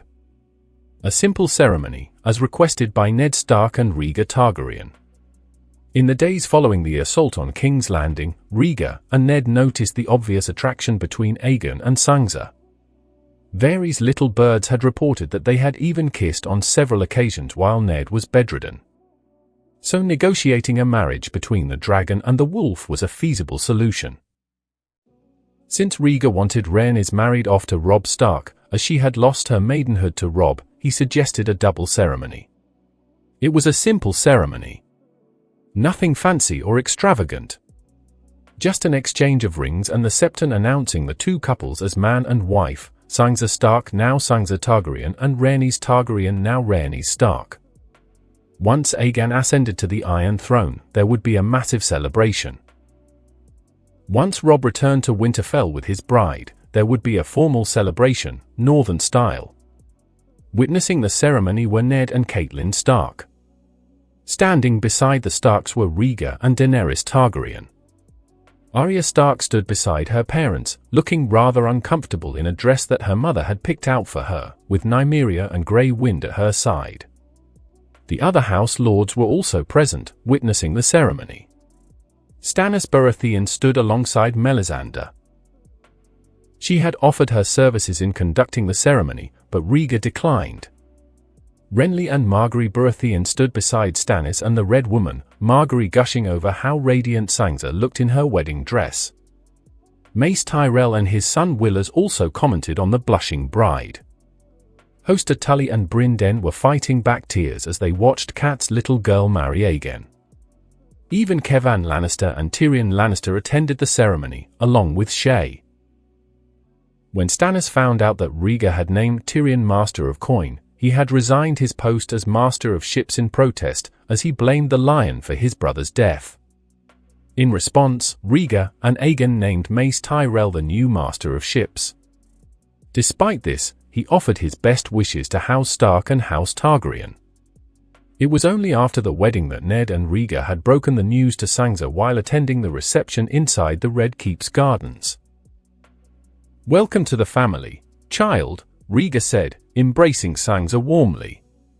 "Thank you, Lord Rhaegar," Sansa replied, returning the hug.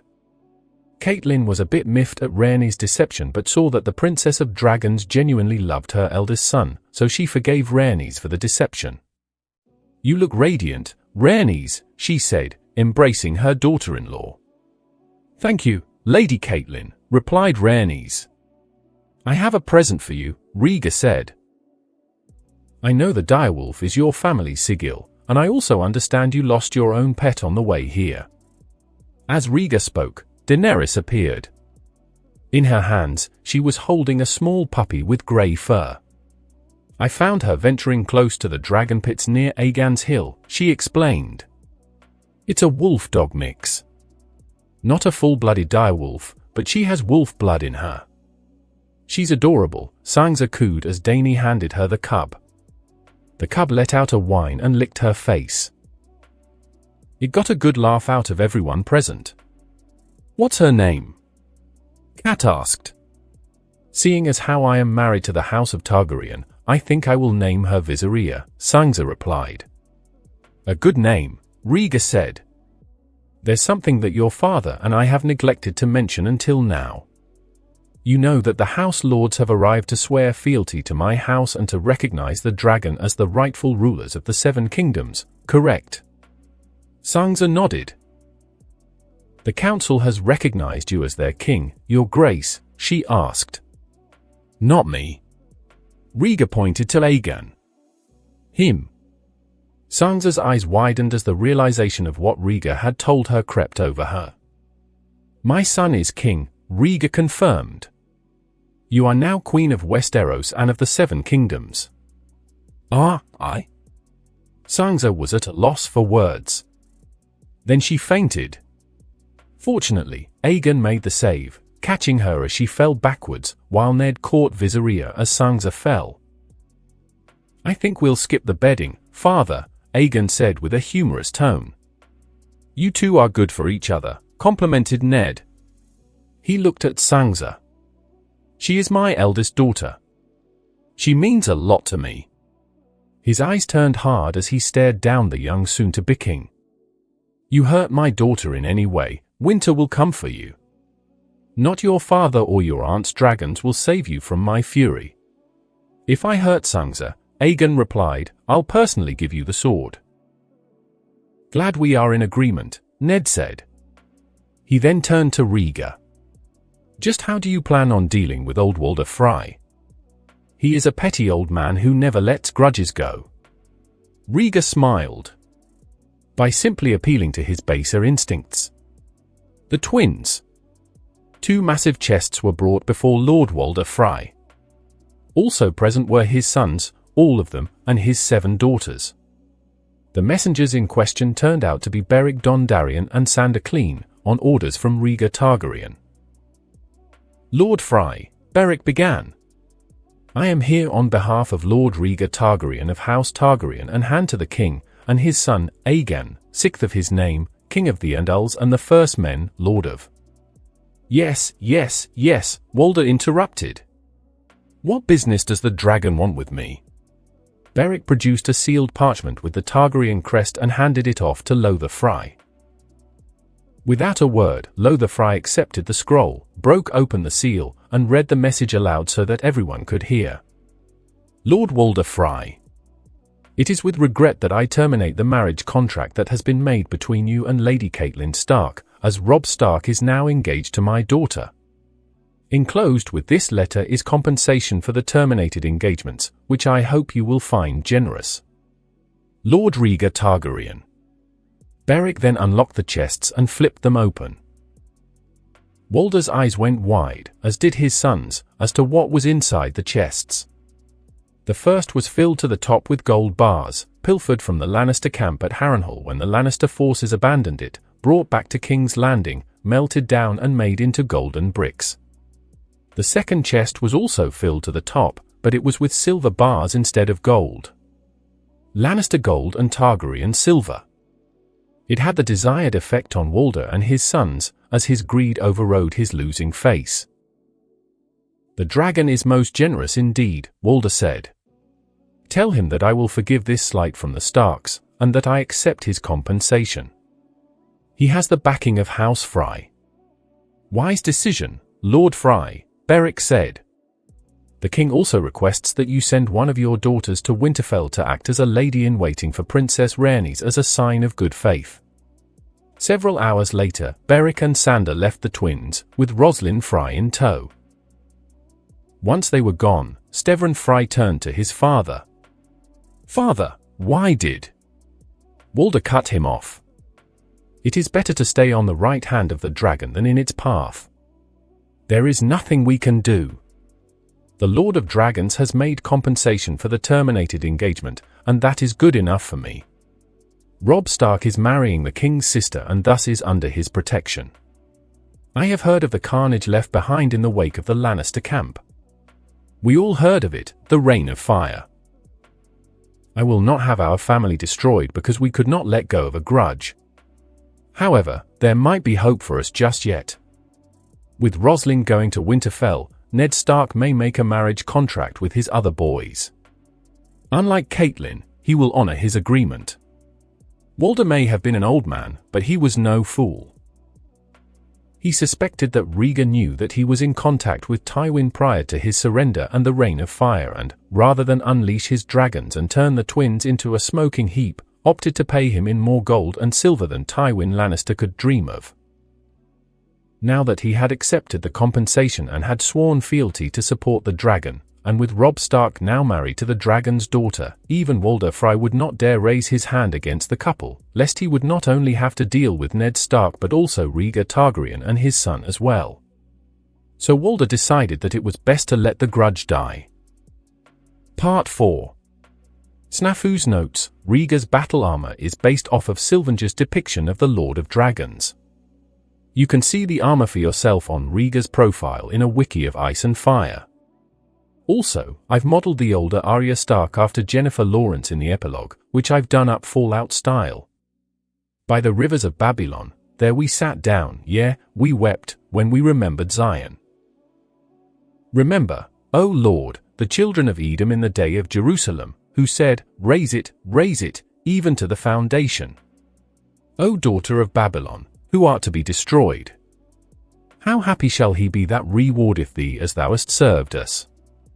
Happy shall he be, that taketh and dasheth thy little ones against the stones. Psalms 137:1, 7-9 as quoted by Joshua Graham, Fallout, New Vegas. A month had passed since the assault on King's Landing, in which Rhaegar Targaryen and his forces not only rescued Eddard Stark and his daughters but also successfully captured Cersei Lannister and her son, Joffrey, which was followed by the Reign of Fire, which had all but destroyed the Lannisters' war effort, and the surrender to Tywin Lannister. Following the surrender of the Lion, the major House Lords converged onto King's Landing to swear fealty to the dragon in exchange for a general amnesty. With 3 dragons behind Rhaegar and Daenerys Targaryen, it was an offer no one in their right mind would dare to refuse. However, as Rhaegar had continued the tradition of dynastic incest with his younger sister, he could not sit on the Iron Throne.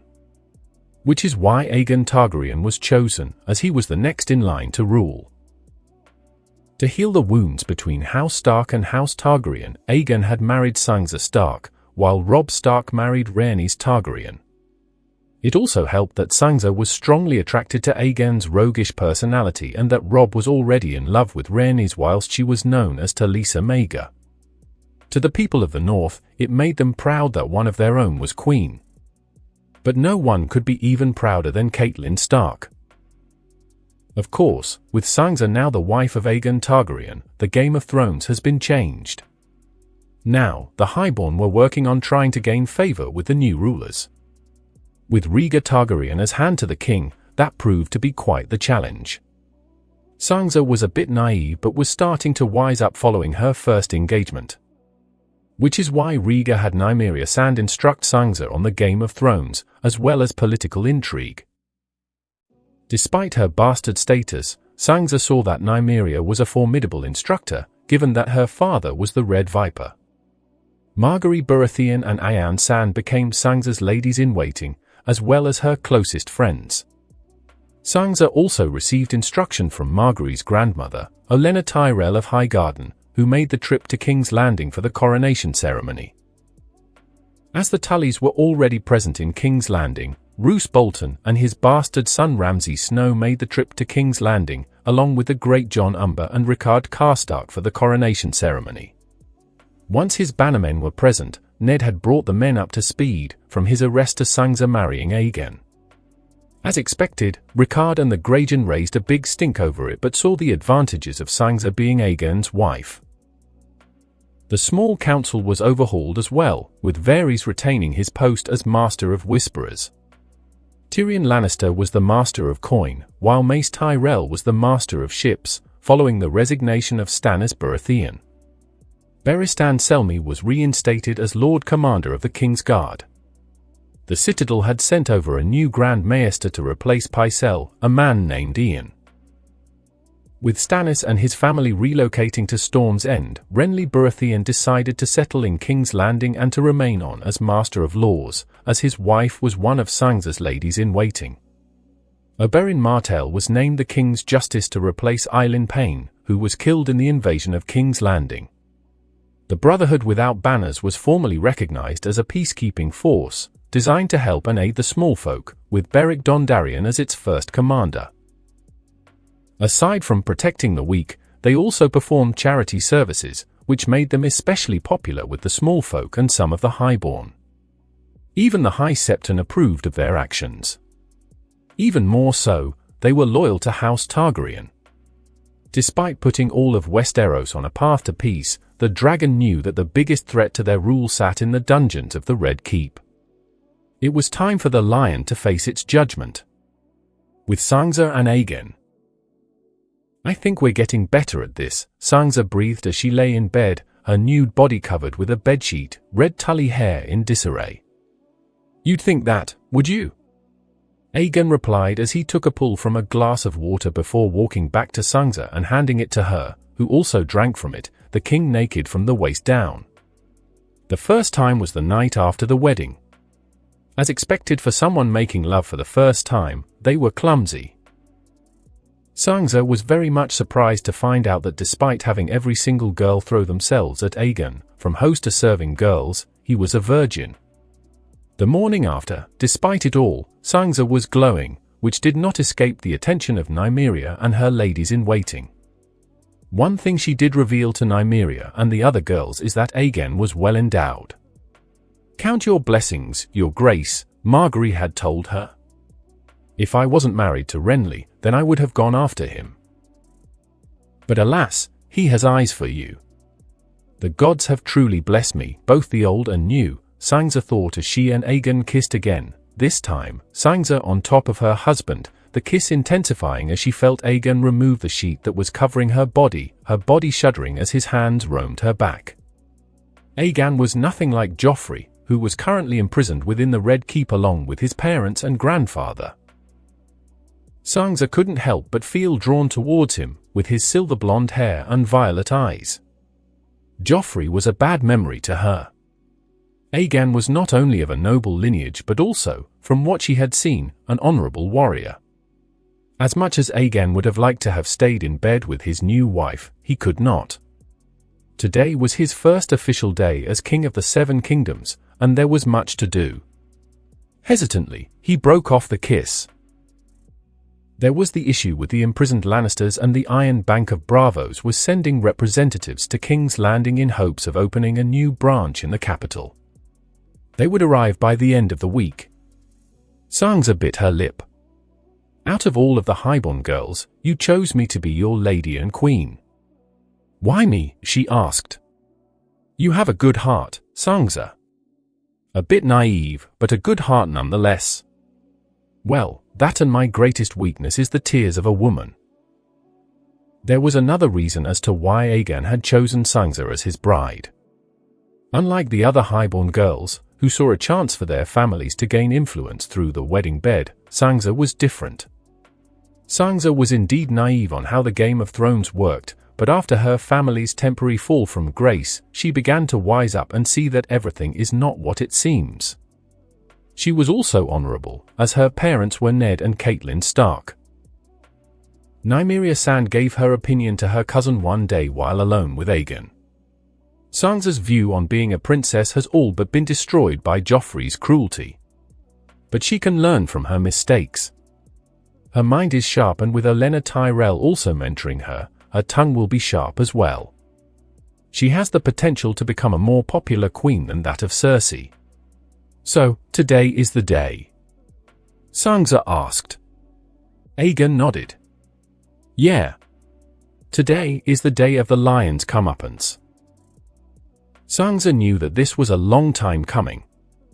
No one in the Seven Kingdoms would dare to rise up against Tywin Lannister. Even she had listened to the Rains of Castamere, and it chilled her to the bone as Cersei and Joffrey had it placed for her and explained the song's meaning one night while her father was imprisoned, threatening to do the same to her house. But Rhaegar Targaryen did. He did not cower in the face of the lion. The Lord of Dragons had fought the lion and won. A song is just that, a song, Rhaegar had explained. He had listened to the song as well in his youth and was not impressed. So what will happen to them? Tywin and Jaime will be a head shorter, most likely, as is Littlefinger, Aegon replied. Joffrey will take the black and be sent to the wall.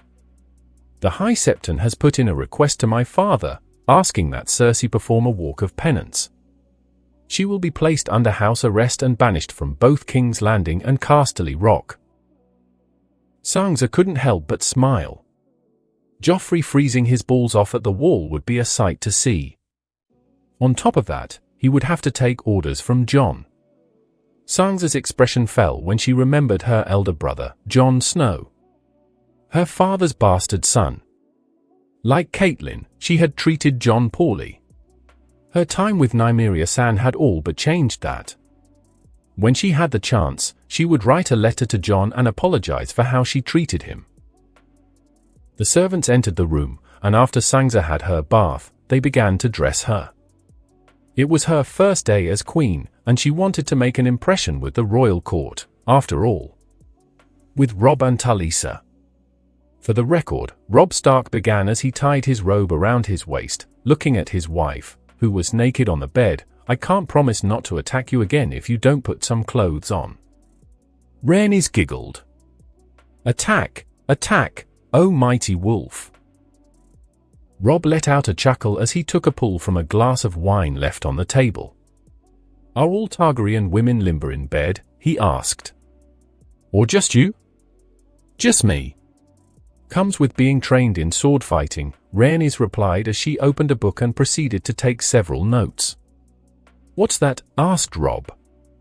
A book on natural medicine.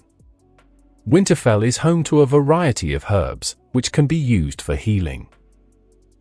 I've also brought some seeds from Volantis and the Free Cities, which can be planted during the winter. Seeds, which can also be used for medicinal purposes. Robb walked back to the bed, sat down beside her, and kissed her shoulder. A warrior and a healer. You are a woman of many talents, Rhaenys. I think your mother does not like me very much. Robb kissed Rhaenys' shoulder again. She does. You're not exactly a traditional lady in her mind, despite being Rhaegar's daughter. Rhaenys remembered the encounter with Catelyn after she had found out that she was teaching Arya the water dance. Cat had disapproved of Arya's dancing lessons and, despite Ned's best efforts, went on to confront Rhaenys while she was teaching Arya. In the end, Cat had approved of Rhaenys teaching Arya, albeit grudgingly. Robb did not know what was said between his mother and his wife and did not ask. At least Arya likes you, as does my father, Robb pointed out. Arya thinks that you are Nymeria reborn. I could be, as I can trace my lineage from my mother's side to her.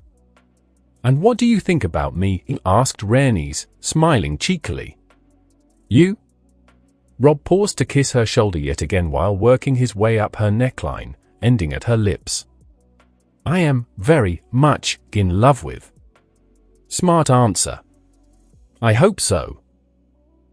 Robb said as he remembered the practice match with Rhaenys the previous day, with Roose Bolton, the Blackfish, the great Jon Umber and Oberyn Martell as witnesses to the match, and even he had to admit that his wife was a formidable warrior. The Red Viper knew as much, and Rhaenys also earned the respect of his father's bannermen as a result. Even the stoic Roose Bolton offered his congratulations to Rhaenys, a feat in itself. After another make-out session, which was rapidly deteriorating into another lovemaking session, the couple was interrupted by a knock on the door. Robb. Rhaenys. It's time, the Blackfish's voice came through the door. Robb and Rhaenys knew what that meant. It was time for the Lannisters to face their past sins. It was Aegon Targaryen's first official day as King of the Seven Kingdoms. His father had groomed him to become king in his stead. Unlike Cersei, who had wished for Joffrey to become a puppet ruler, Rhaegar had made sure that Aegon would be a just and fair ruler.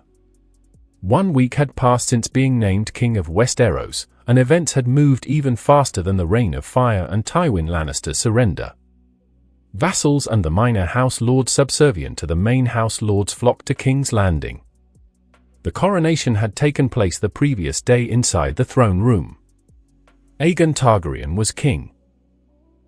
When it became known that Sansa Stark was now Sansa Targaryen, the highborn ladies were disappointed in the fact that Aegon Targaryen was already taken.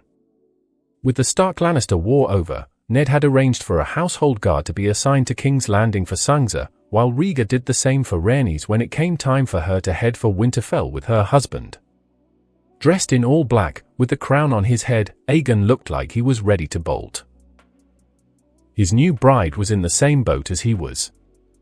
Sansa had never expected to become queen. But here she was, clad in royal silks, looking every bit the southern woman despite her northern origins. A diamond tiara rested on her head. Seven hells, Aegon muttered. What did I get myself into? Calm down, son, Rhaegar said, placing one hand on his shoulder. You've led men into battle. You can do this. Take a deep breath and relax. It gets easier over time. Aegon did just that. Sansa gave her husband's hand a squeeze. It's okay, my love. I'm nervous too. Aegon gave his wife a smile and a kiss on the forehead. Good to hear. He then steeled himself for what was to come. The trial of the Lannisters and their supporters. In truth, it was not so much a trial but rather a public confession of their crimes before delivering the final judgment. Taking one final breath, Aegon steeled himself. I'm ready. Rhaegar nodded to the two Unsullied who stood at the door. They opened it and Aegon entered the throne room, Sansa at his side, looking as regal as she could be. Rhaegar Targaryen and Daenerys Stormborn followed close behind. The room was adorned with the black and red banners containing the sigil of the Targaryens, the three-headed dragon. The gathered highborn took a knee and curtsied for the royal couple. All hail his grace, Aegon of House Targaryen, the royal steward bellowed. Sixth of his name, King of the Andals and of the First Men. Lord of the Seven Kingdoms and Protector of the Realm. His wife, Queen Sansa of House Stark and House Targaryen. Aegon took his seat on the Iron Throne. Sansa sat down in a velvet chair next to her husband. Rhaegar took his place on the opposite side of his son. Jorah Mormont stood alongside Barristan Selmy, both men clad in the armor of the King's Guard. Rhaegar had pardoned Jorah for the crime of slavery, but it came with a price. Jorah had to serve in the King's Guard for the remainder of his life. Ned disapproved, of course, but accepted Rhaegar's decision in the end. Oberyn Martell was tapped to be the king's justice, a position that the Red Viper relished. Ned, his family, and the northern representatives, Rickard Karstark, the great Jon Umber, Roose Bolton, and his bastard son Ramsay Snow, were the closest to the Iron Throne. Rhaenys Stark stood alongside her husband, hands interlocked. Arya Stark stood in front of her brother and his bride, with Nymeria and Grey Wind flanking her. The three men knew Rhaenys as Talisa, but were very much surprised to find out that Talisa was actually the daughter of the Lord of Dragons. Hoster Tully and the Blackfish stood alongside Cat. "Rise," Aegon commanded. The court complied. "Today marks the dawn of a new era in Westeros," began Aegon. "The era in which the dragon will lead Westeros into a second golden age of peace, order, and prosperity. But before that can happen, the lion and his allies will have their comeuppance, one that is long overdue." A snap of his fingers and Tywin Lannister was brought in by two Unsullied. The time spent inside the dungeons within the Red Keep had not been too kind on him. His clothes were soiled and filthy, and there was stubble on his face. His wrists were rubbed raw, as Rhaegar did not have his irons removed ever since being imprisoned within the Red Keep. It was a shocking contrast compared to the Lion of Lannister prior to the Reign of Fire. Jaime and Cersei did not look any better than their father, Cersei still wearing the dress she wore on the day Rhaegar assaulted King's Landing, now in tatters, and Jaime sporting a busted lip, courtesy of Rhaewald Rain.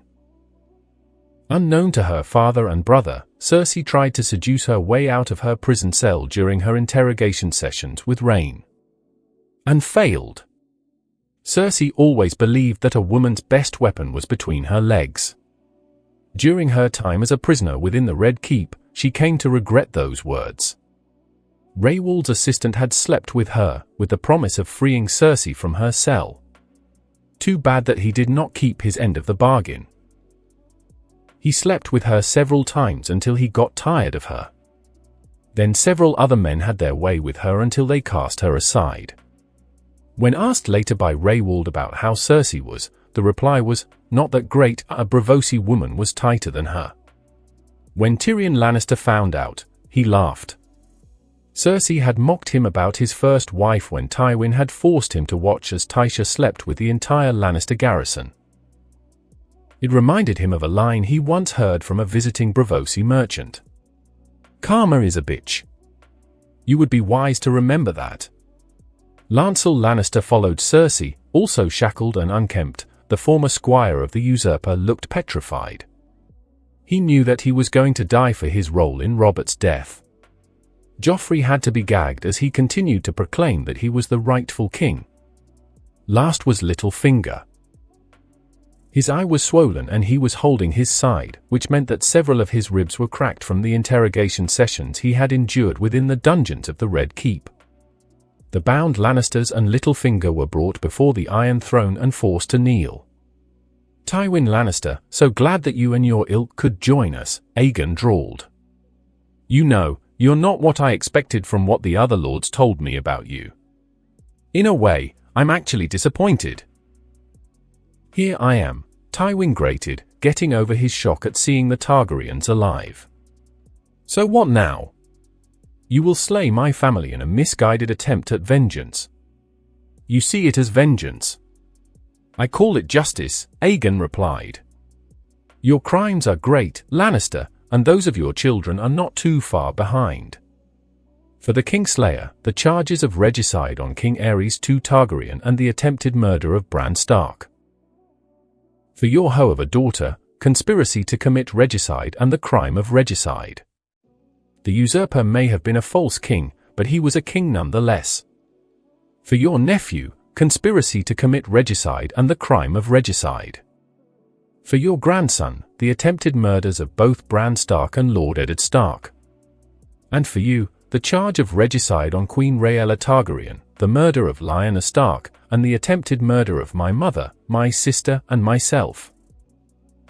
As for Littlefinger, he is charged with conspiracy to murder your successor as Hand, Jon Arryn. Be careful how you speak of my children, false king," Tywin threatened. Silence! Oberyn shouted, striking the bound Lannister with his fist, drawing blood, and ignoring the cries of Cersei.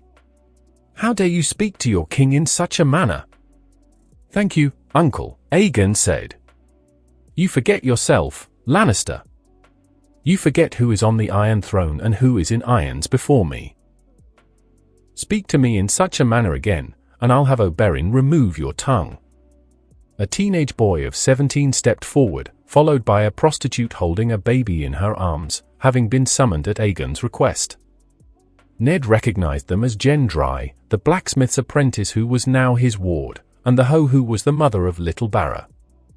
As you know, Lord Tywin, Aegon continued, pronouncing Tywin's former title with sarcasm, the usurper was known to sleep with any and every woman. The boy and the newborn girl are two of several of Robert's bastard children. The characteristic that all Baratheons share is their dark hair and blue eyes. All of Robert's bastards share that characteristic.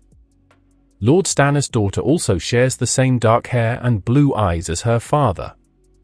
Yet, your grandchildren have the golden hair and green eyes of the Lannisters. It is a known fact that most children take after their father. It was Jon Arryn who discovered the truth. That same secret over which young Bran Stark was nearly killed. The same secret that almost cost Ned Stark his head. Your grandchildren are not the true-born children of Cersei and the usurper. Their father is Cersei's brother, the Kingslayer himself. Whispers and mutterings were heard throughout the throne room as Tywin glared at Jaime and Cersei. He had read the proclamation and the part concerning his grandchildren's parentage and had originally denied it. Now, he was starting to have serious doubts. Is this true? He demanded. Is what he says true? Both Jaime and Cersei remained silent. But their silences spoke many volumes. Seven hells, it is true, Tywin muttered, disbelief on his face. My grandchildren, bastards, all of them. You're no better than Tyrion. Granted that my family had the tradition of marrying brother to sister, that was expected in order to preserve our bloodline. My father, the Mad King, married his sister, Rhaegar Targaryen. In the case of Cersei and Jaime, their secret was one worth killing for, as the usurper found out the hard way. Rhaegar turned to Littlefinger. Baelish manipulated Lysa Arryn to poison Jon Arryn and used the discord between houses Lannister and Stark to further his own ambitions. He nearly succeeded had we not intervened, not caring that his actions would have led all of Westeros into a civil war. Cat had already known about the fact that Cersei's children were not Robert's, but it still upset her nonetheless. Sansa was incensed, as was Robb. Do you not deny the charges that are brought before you? Aegon asked, his voice cold. Cersei saw the point in not trying to deny it. Rhaewald had made it clear to Cersei. She denies the charges, her children die. She would not let the prophecy of Maggie the Frog come to pass. No. My brother and I do not deny the charges. I was the one who gave Lancel the fortified wine, which made Robert sluggish, allowing the boar to gore him. As for the children, you speak true. Robert Baratheon is not the father. Jaime is. And you, Kingslayer, demanded Aegon. Do you not deny the charges that are brought before you? Jaime sighed. No. I do not. It was I who pushed the Stark boy out of the window back in Winterfell when he caught my sister and me.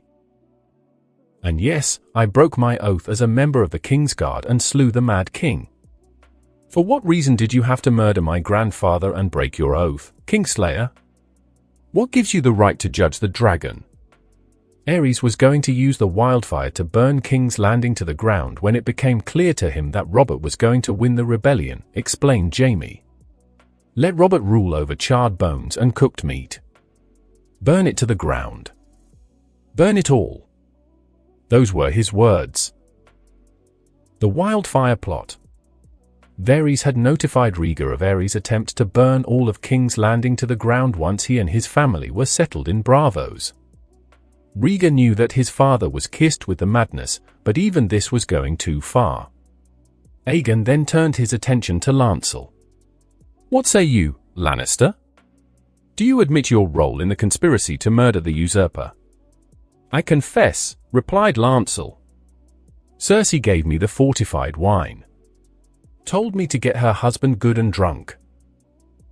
Rhaegar glared at Littlefinger. "Do you confess that you manipulated Lysa Arryn to poison her husband?" Littlefinger nodded. "Do you also confess that you tried to frame Tyrion Lannister for the attempted murder of Bran Stark?" Again, Littlefinger nodded. "And did you conspire with Cersei Lannister to place a false king on the Iron Throne?" Another nod. "And you, Tywin Lannister," Rhaegar said, violet eyes staring down at the old man, who glared defiantly back at him. "It's over for you. You're finished. Do you not deny giving the order to sack King's Landing?" "I do not." "Do you not deny giving the order to murder my family?" "I do not." "And do you not deny ordering the murder of Lyanna Stark?" Tywin was silent on the matter. But the look in his eyes told Rhaegar everything. Tywin prided himself on not losing his temper. But that was starting to wane. "Do you not deny having Lyanna Stark killed?" Rhaegar demanded. "Answer me." "Yes. Yes, I had the wolf girl killed." Tywin bellowed. Rhaegar took a moment to compose himself and was failing. Dany placed one hand on her brother-husband's shoulder and Rhaegar managed to get his anger in check. "Why?" "You weren't supposed to marry Elia," Tywin grated. "Cersei should have been your wife. Had that come to pass, my house would have had a stronger claim to the Iron Throne. But you chose to marry that Dornish hoe instead." Oberyn would have hacked Tywin to pieces on the spot had it not been for Rhaegar's glare, a silent order for him to stay his hand.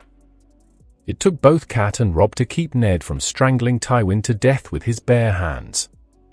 "Then you had your eyes on the wolf girl," Tywin continued. "And when your father murdered both Brandon Stark and his father, I waited. When it became clear that Robert was going to win the rebellion, I threw in my lot with him.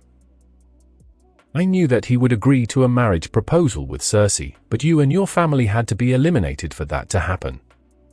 And Lyanna. In the event she was pregnant with your child, she had to die as well, to remove any claimants to the Iron Throne." Rhaegar kept his composure. "Do you have anything else to add before we pass sentence?" "Wait!" Jaime shouted before his father could say anything. "We have the right for a trial by combat." Aegon nodded. "Indeed you do, Kingslayer. Name your terms." "If my brother wins," Cersei cut in, "we go free. No questions asked. As Queen of the Seven Kingdoms, I choose my brother, as he is a member of the King's Guard." "Agreed," Aegon replied. "But if my champion wins, your execution will take place tomorrow." Jaime grinned. "So who is going to be your champion, Your Grace?" he asked, pronouncing Aegon's title with blatant disrespect. He turned to Robb Stark. "Will it be you?" "You and I have unfinished business, little wolf. I promise you that your lovely new wife will become a widow before the day is out." "Not him." Jaime turned his head. Rhaegar was stepping down from the raised platform. He had removed his long coat, tossing it to the side. "My father believed that fire was the champion of the Targaryens. Not this time. You will fight me, Lannister. You will have 1 hour to prepare." The grin never left Jaime's face. "An hour is all I need." An hour later, Jaime Lannister was brought back to the throne room, escorted by Barristan Selmy and Jorah Mormont. His old Kingslayer armor still fit him, despite not having worn it since Tyrion had been arrested. Rhaegar Targaryen stood in front of the Iron Throne, clad in his own armor. The armor was based off his original spiked armor, which the false Rhaegar had worn to his death at the Trident. It was black, as with the original armor, save that the armor itself was light, as it had been crafted from Valyrian steel. The blood-red cape was absent, as Rhaegar knew that it would be a liability for the battle to come. The helmet was also absent, as it would obscure his field of vision. The armor had served him well during his campaigns back east, and it had not let him down. Jaime knew that he was the best swordsman in the Seven Kingdoms. Ned Stark came close to besting him. Rhaegar Targaryen was a different story. Even back when Rhaegar was in line to rule, Jaime could not best the older man in combat. Jaime unsheathed his own sword and waited. Daenerys and Missandei approached Rhaegar, the former holding Dark Sister in her hands, while the latter held Blackfire. Jaime's cockiness faltered when Rhaegar calmly drew both swords and held them in both hands. Rhaegar was right-hand prior to the rebellion. But now, it appeared that he was ambidextrous. The sister-wife and lover of Rhaegar, it was known throughout the realm of Rhaegar's naughty paramour, stepped back, while Rhaegar stepped forward. The Lord of the Dragons versus the Kingslayer. Jaime made the first move. But Rhaegar calmly deflected Jaime's blade with Kingslayer. Jaime found out that he may be over his head, while deflecting a blow from Dark Sister, Blackfire carved a gash into Jaime's armor. From her place with her husband and in-laws, Rhaenys whispered to Robb as the fight continued, "Father is enjoying himself." Ned had overheard his daughter-in-law. "What? Father is toying with him." Unlike the usurper, Father had kept up his kills during our exile, explained Rhaenys. Had he chosen not to flee with the remnants of the royal family, he would have killed his cousin at the Trident. The Kingslayer has not fought in a war since the usurper had taken the throne. Father, on the other hand, well, you know his exploits as commander of Blackfire. Jaime Lannister does not stand a chance. "You are certain of this?" asked Robb. "Of course," his wife replied. "He can still beat my brother and me in practice duels." Meanwhile, Jaime's head rocked back as Rhaegar's fist, the one holding Blackfire, smashed into his face, bloodying his nose. Once, twice, 3 times, before backhanding the Kingslayer to the floor. "Come now, Lannister," Rhaegar taunted. "I'd expected more of a challenge out of you. You claim to be the best swordsman in all of Westeros, yet you can't beat me." Jaime spat out a wad of blood. So says the man who turned tail and ran, rather than face Robert at the Trident. "True, I did run, but it was only at the behest of my late mother and wife," the Lord of Dragons replied as Jaime got back to his feet. Jaime was more cautious now, as he found out that Rhaegar was as deadly with his steel. The two warriors locked blades. "Had you been a true father, you would know. You would do anything to protect your children." "I am a father!" Jaime roared as he forced Rhaegar back. "To what?" Rhaegar retorted as he deflected Jaime's sword swings. "3 bastard children whom you and Cersei passed off as Roberts for the better part of a decade. Like you're the one to talk. Your family married brother to sister. You married your own sister before coming back here." "I admit that I did marry Daenerys. The people accepted the dynastic incest between the Targaryens. Dany and I are the last to marry within the family," Rhaegar replied as he fought back, Jaime hard-pressed to defend against the Lord of Dragons' dual sword attacks. "You slept with your sister whilst she was married to that idiot cousin of mine." "Whilst she was married? We started when we were 9. And she did not remain loyal to you. She slept with half the men in the dungeons hoping to get released and even took Lancel in her bed while you were away." Cersei groaned as she shrank from her father's angry glare. Tyrion was enjoying himself as Jaime confessed to secrets that were his and Cersei's alone. Tyrion and Bronn, on the other hand, were enjoying themselves as they watched the fight play out. Bronn had seen Rhaegar fight whilst serving overseas with a Sellsword outfit and knew that the Lord of Dragons was a formidable fighter. "This fight was over before it started," Bronn muttered. Tyrion raised an eyebrow. "Oh. There's no way that Jaime can win," the Sellsword explained. I've worked overseas as a salesword. I've seen Rhaegar Targaryen fight before. Jaime does not stand a chance. Rhaegar is provoking him into making rookie mistakes. The fact that Jaime is losing his temper and confessing to most of his crimes is a bonus. The battle was going in Rhaegar's favor, this the gathered audience knew.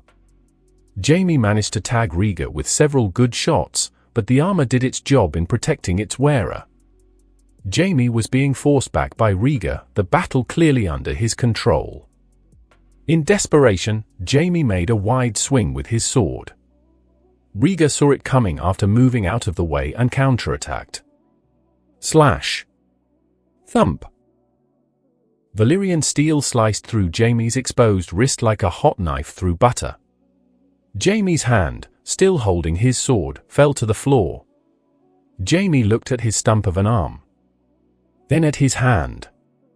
Then he began to scream as blood began to spill from his open wound. Jaime, screamed Cersei. She was held fast by Sandor Clegane, who was assigned to mind the Lannisters during their duels.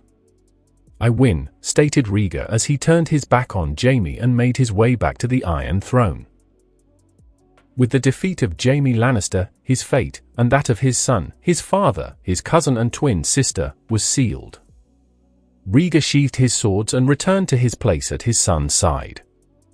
The gods have found favor with my father, the king intoned. You have been found guilty. As king, I have no pleasure in the death of those who do wicked in the eyes of the Seven Kingdoms, but justice must be done. He turned to the bound little finger. Petter Baelish. For the crime of the murder of Jon Arryn and conspiracy of attempted murder of Eddard Stark of Winterfell, you are sentenced to death by beheading, with Lord Stark as your executioner. Next came Jaime Lannister, still holding his blooded stump. Jaime Lannister, for the crimes of regicide and the attempted murder of Bran Stark, you are sentenced to death by beheading, also with Lord Stark as your executioner. Violet eyes rested on Tywin Lannister. Tywin Lannister. For the crime of regicide, the attempted murders of my mother, myself and my sister, and the murder of Lyanna Stark, you are sentenced to death by beheading, also with Lord Stark as your executioner. Next came the cowering Lancel Lannister. Lancel Lannister, for the crime of conspiracy to commit murder, you are sentenced to death by beheading, with Lord Stannis Baratheon as your executioner. Cersei looked defiant as Aegon glared down at her.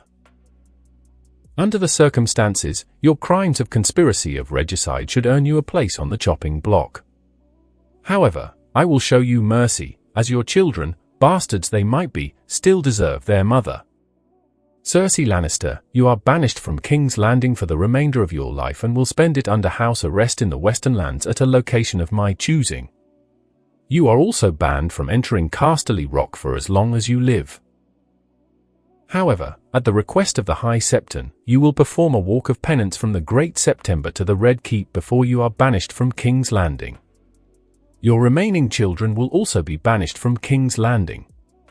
Originally, I was to have them fostered at Casterly Rock with your uncle, but I decided that they will be with you instead. Last was the enraged Joffrey. Joffrey Baratheon, or should I say, Joffrey Hill. For the crimes of attempted murder of Bran Stark and Lord Eddard Stark, you should be facing execution along with your father and grandfather. Thank your great-uncle, as he begged for mercy, which I will grant. Cersei and Jaime breathed out a sigh of relief. I will, however, grant you the same courtesy as your mother wished upon Lord Stark. The same courtesy Lord Stark himself wished upon you when you broke your vows, Kingslayer, Aegon finished, enjoying the looks of horror on both Cersei's and Jaime's faces. Joffrey's expression soon matched that of his parents. You will be taken to the Wall, where you will take the black and spend the remainder of your life in service to the Night's Watch. Should you desert from your post, then you will be executed. No. Cersei's screams rang throughout the hall. The proud Lannister sank to her knees, the Unsullied grabbing her arms to make sure that she did not escape. You said that you would be merciful.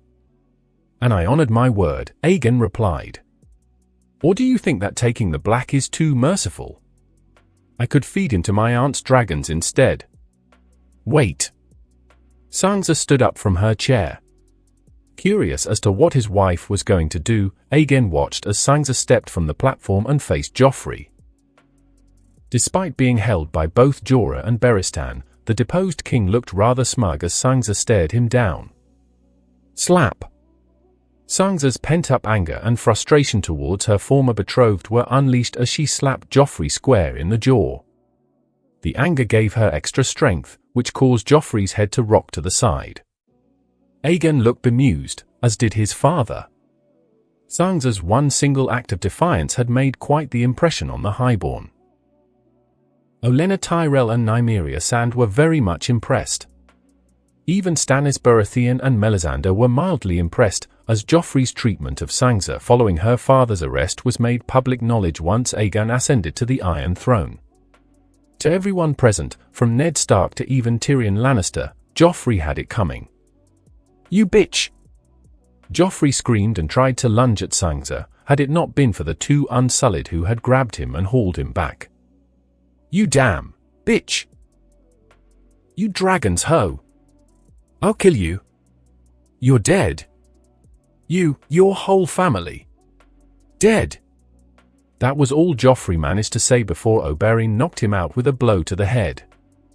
"Get them out of my sight," Rhaegar ordered as Sansa calmly took her seat back at her husband's side. Later on, Tyrion Lannister was furious. No, furious was an understatement. He was irate. Following the trial by combat and the sentencing, his father, nephew and siblings were taken back to their cells.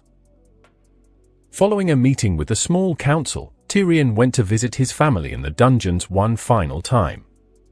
He had been close to Jaime, but now, the relationship had all but become strained.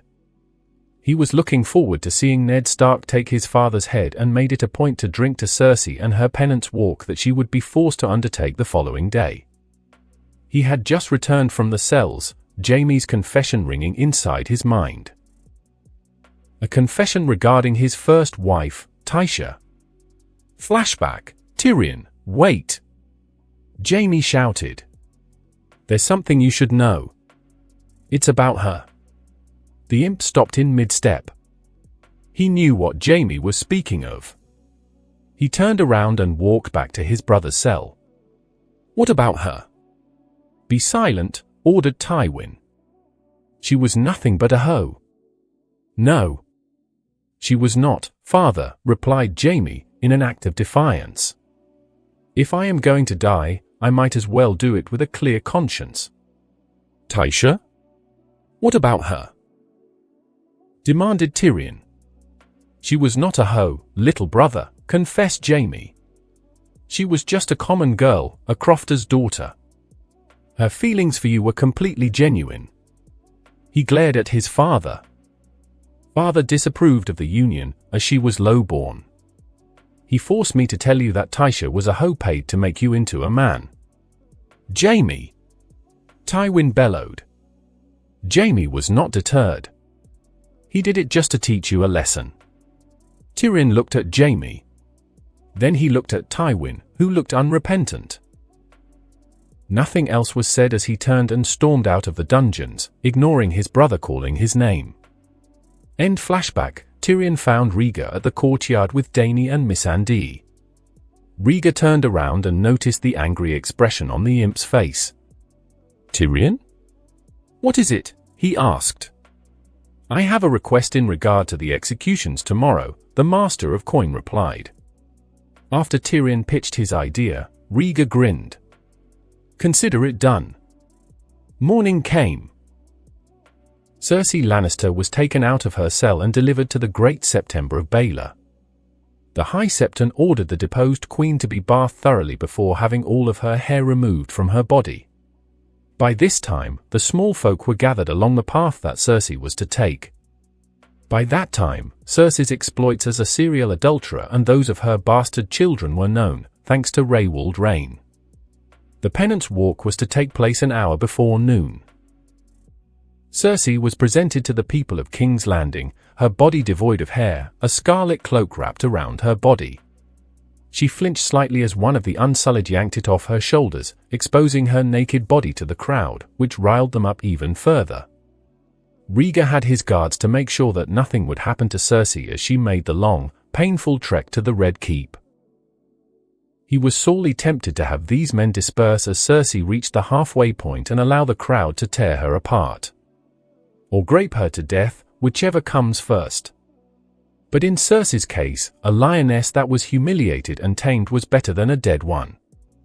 Of course, if Cersei proved to be stubborn. Daario Naerys and Sandor Clegane stood behind Cersei, acting as her escort. "Move along, now," Daario prodded, slapping Cersei on her bare ass. The former queen snapped her head back and glared at the foreigner on Rhaegar's payroll. All she got was Daario's smug grin to match her angry look. This time, it was Sandor who shoved her, causing her to stumble a couple of steps forward. "Move, you hoe," the hound growled. Cersei knew that if she did not do the penance walk, then Rhaegar would put her children to the sword. Slowly, she turned to face the jeering crowd, head held high. "I am a lioness. I shall not cringe for them," she muttered as she began her penance walk. Her uncle was not present for the event. Neither was Tyrion. Kevan had become disgusted at what Cersei had done and had agreed to Rhaegar's proposal of house arrest. Tyrion, on the other hand, was laughing at the schadenfreude-esque hilarity of Cersei trying to hoe her way out of her prison cell. She had ridiculed him about his first wife. Bitter irony for her to do the same in an attempt to save her own skin. No Jaime and no Tywin to save her now. Looking regal despite her lack of hair and clothing, Cersei walked through the streets as the small folk hurled their abuse at the deposed queen, both verbal and in the form of rotten vegetables. "Traitor! Kingslayer! Lannister hoe! Usurper! My children are waiting for me," Cersei thought as the abuse continued. "My children are waiting for me." She faltered slightly but continued to walk through the streets of King's Landing. From the ramparts of the Red Keep, Rhaegar Targaryen watched in grim satisfaction at Cersei's humiliation as she approached the Red Keep. Standing beside him was Tywin Lannister, still shackled, Rhaegar having him brought up to the ramparts in order to force him to witness Cersei's penance walk. "It's funny. I always wondered how things would play out if my father actually agreed with the engagement between Cersei and myself," Rhaegar mused as Cersei continued her penance walk, moving ever so closer to the safety of the Red Keep. "Would you have come to the aid of my father when the usurper pitched a fit all because Lyanna did not want to marry him?" Tywin remained silent. "Then again, I would probably have to worry about whether or not Cersei would keep her legs closed for the duration of the marriage," continued Rhaegar. "All that grooming, the preparation for her to be my wife, and you married her off to that idiot cousin of mine.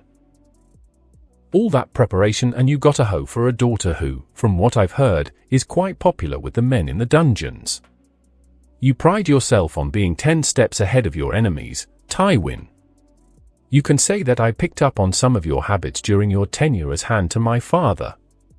Case in point, your secret communiques between House Frey and House Bolton." Tywin stiffened slightly at that. "You underestimated Ned Stark's son, and once you found out that he had broken the marriage contract by marrying my daughter, you plotted with Walder Frey to have him killed. What surprised me was that you conspired with Roose Bolton and the Spicer siblings in your attempt to bring about the Wolf's downfall." Rhaegar grinned. "Varys is not the only one with an information network. He has his little birds, while I have my shadows. House Frey was easy to bribe with your gold and my silver. By accepting my compensation for the terminated engagement combined with the knowledge regarding the Reign of Fire, Walder decided that gold and silver were better than having to face Dragonfire. As for the Spicers, the faceless men under my command are very good at what they do. Rolf Spicer was long overdue for retirement. How did you know about Bolton? I give credit to Varys' little birds for that. For a eunuch, he has spies everywhere. That was one of the main reasons why I decided to back Ned Stark. The second is that I promised Lyanna no harm would come to her brother. Bolton's son should really learn how to keep his mouth shut, and Roose should learn how to burn secret messages. You took advantage of the fact that Roose was still sore over the fact that it was the Starks, and not his house, which was the ruling house in the north, and conspired to overthrow and exterminate the Starks. With Ned Stark arrested, you saw your chance. The old wolf was upset at this revelation when Varys and I told him. Roose and his bastard even tried to kill Ned when confronted with the information. Suffice to say, Roose Bolton will be facing execution alongside you and the others. His son was not so lucky, especially when he tried to kill my daughter. By this time, Cersei had managed to reach the safety of the Red Keep. Once the doors were closed behind her, she fell to her knees. Still naked, she was sent back to the dungeons. It's time, concluded Rhaegar. The debt will finally be paid with the blood of the lion. We could have avoided all of this, Lannister. Such a shame. He gave Tywin a cruel smile. I win, Lannister. Remember that as your soul is sent screaming into the seven hells. Following Cersei's walk of penance was the execution. The execution was to take place within the grounds of the Red Keep. Once the executions were over, the heads would be placed on pikes, and the bodies would be fed to Dany's dragons. Aside from Tywin, Jaime and Littlefinger, who were being executed, Yonos Slynt, the former City Watch commander, was also sent to the chopping block, as were several surviving members of Gregor Clegane's bannermen who had been captured when their leader was killed, 20 in total. Cersei was brought to the execution site following her walk of penance, her naked body covered in the same red cloak from earlier and reeking of the rotten vegetables the small folk had thrown at her. Joffrey Hill was also present, both mother and son being forced to watch the executions of their loved ones. Tywin Lannister was on his knees, as were Roose Bolton, Jaime and the remnants of Gregor Clegane's bannermen, hand-bound behind their backs. Tywin looked defiant, while Jaime locked eyes with Cersei. Roose, Tywin and Jaime would be the last to die by Ned Stark's hand. Ned Stark stood behind the bound men, ice in his hands. The King's Justice, Oberyn Martell, stood beside him, his own sword unsheathed. Sandor Clegane was also called forth to execute his late brother's bannermen, as was Stannis Baratheon, having requested to execute Lancel Lannister for the murder of his elder brother. Rhaegar wanted the Lannisters to die with an audience, hence the presence of the House Lords. Aegon and Sansa held the place of honor, as did Robb and Rhaenys Stark. Not even Kevan Lannister was exempt. The one thing that was out of place was the musician standing nearby. He wanted to make an example out of the most feared man in all of Westeros. The same man who was glaring at him with hate-filled eyes. Tywin Lannister wanted to secure his legacy. Rhaegar Targaryen also planned the same. By destroying the mythar surrounding the Lion of Casterly Rock. Rhaegar turned to Joffrey. You were right about one thing, he said. Treason will never go unpunished. He then turned to Tywin. With regards from your youngest son.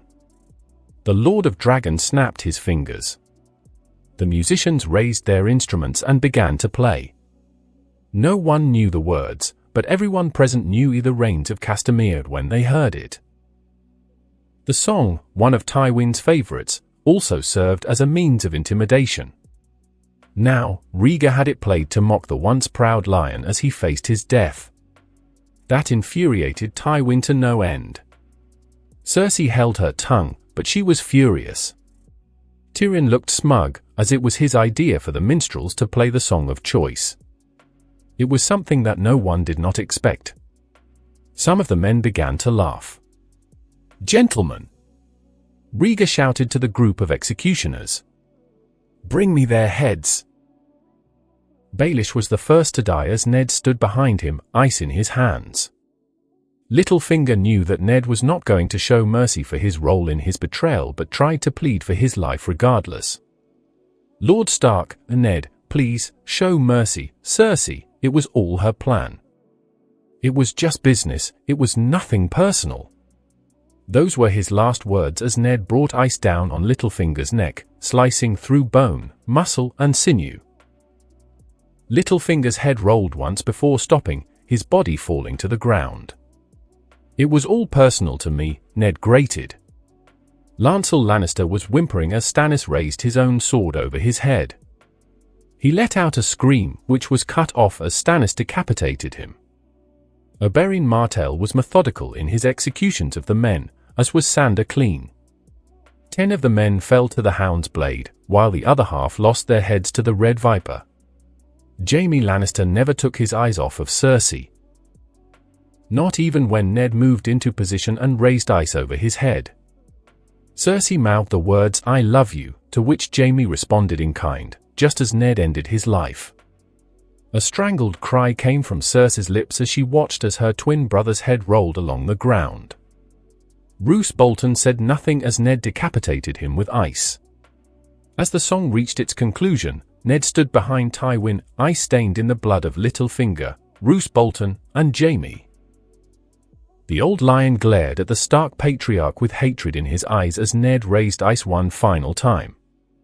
"For your hoe of a sister?" Tywin sneered.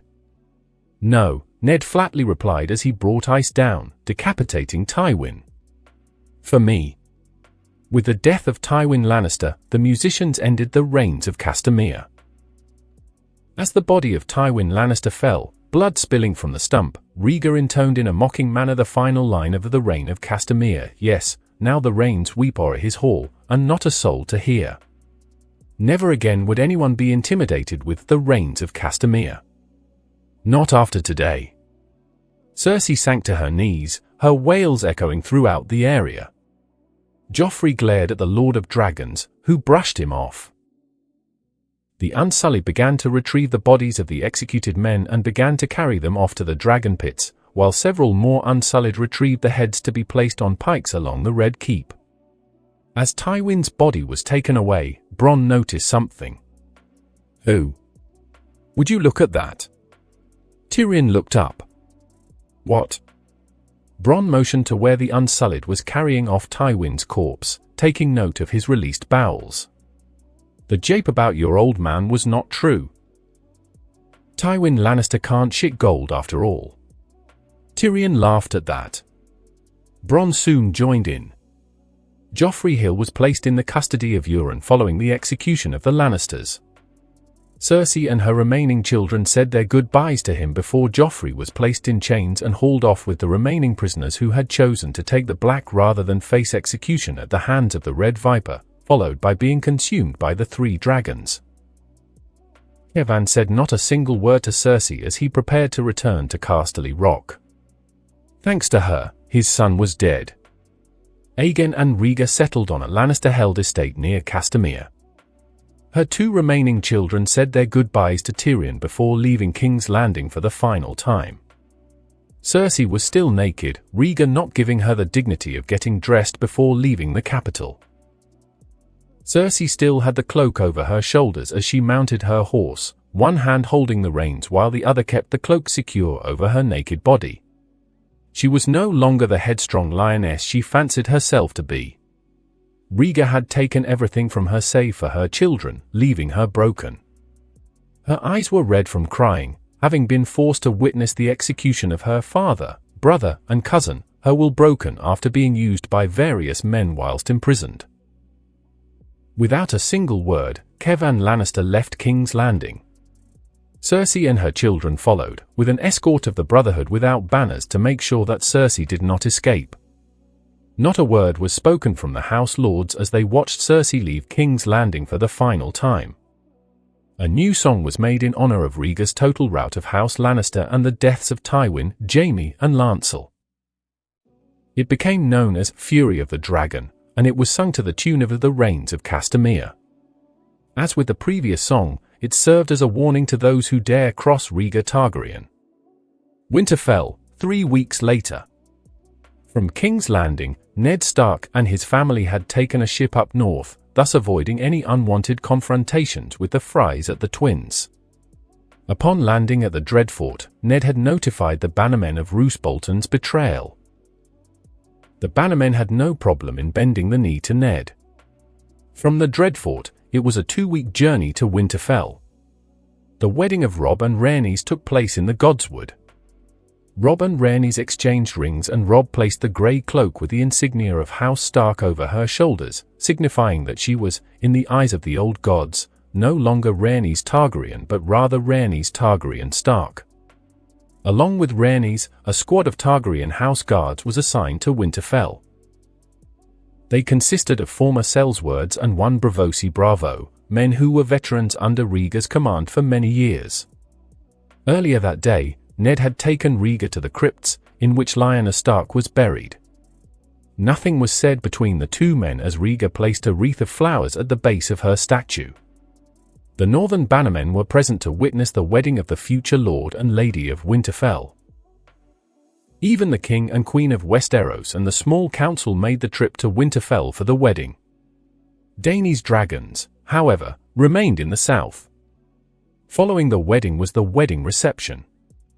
To Ned, it reminded him of when Robert and his royal entourage had come to Winterfell. Only this time, Robb was seated at the place of honor alongside Rhaenys. King Aegon Targaryen and Queen Sansa Targaryen sat beside the happy couple. It was during the wedding feast that Jon Snow made his appearance. Jon! Even through the din of the festivities, Arya's voice was heard throughout the hall. Catelyn's eyes narrowed slightly as she watched her youngest daughter rush over to her husband's bastard son. He was not alone, as his albino direwolf, Ghost, was at his side. Cat began to rise from her seat but relented when she felt Ned's hand on her shoulder. Cat! Let it go. Let's not ruin Robb's day over a grudge. Cat sighed and sank back to her seat, sulking. So that's your husband's eldest son? Rhaegar asked. Cat nodded. You shouldn't be so hard on the lad, the Lord of Dragons stated in a sage-like tone. He did not ask to be born in such circumstances. Your husband was unfaithful to you, of that he admits, but you should not punish the boy because he is a reminder of your husband's adultery.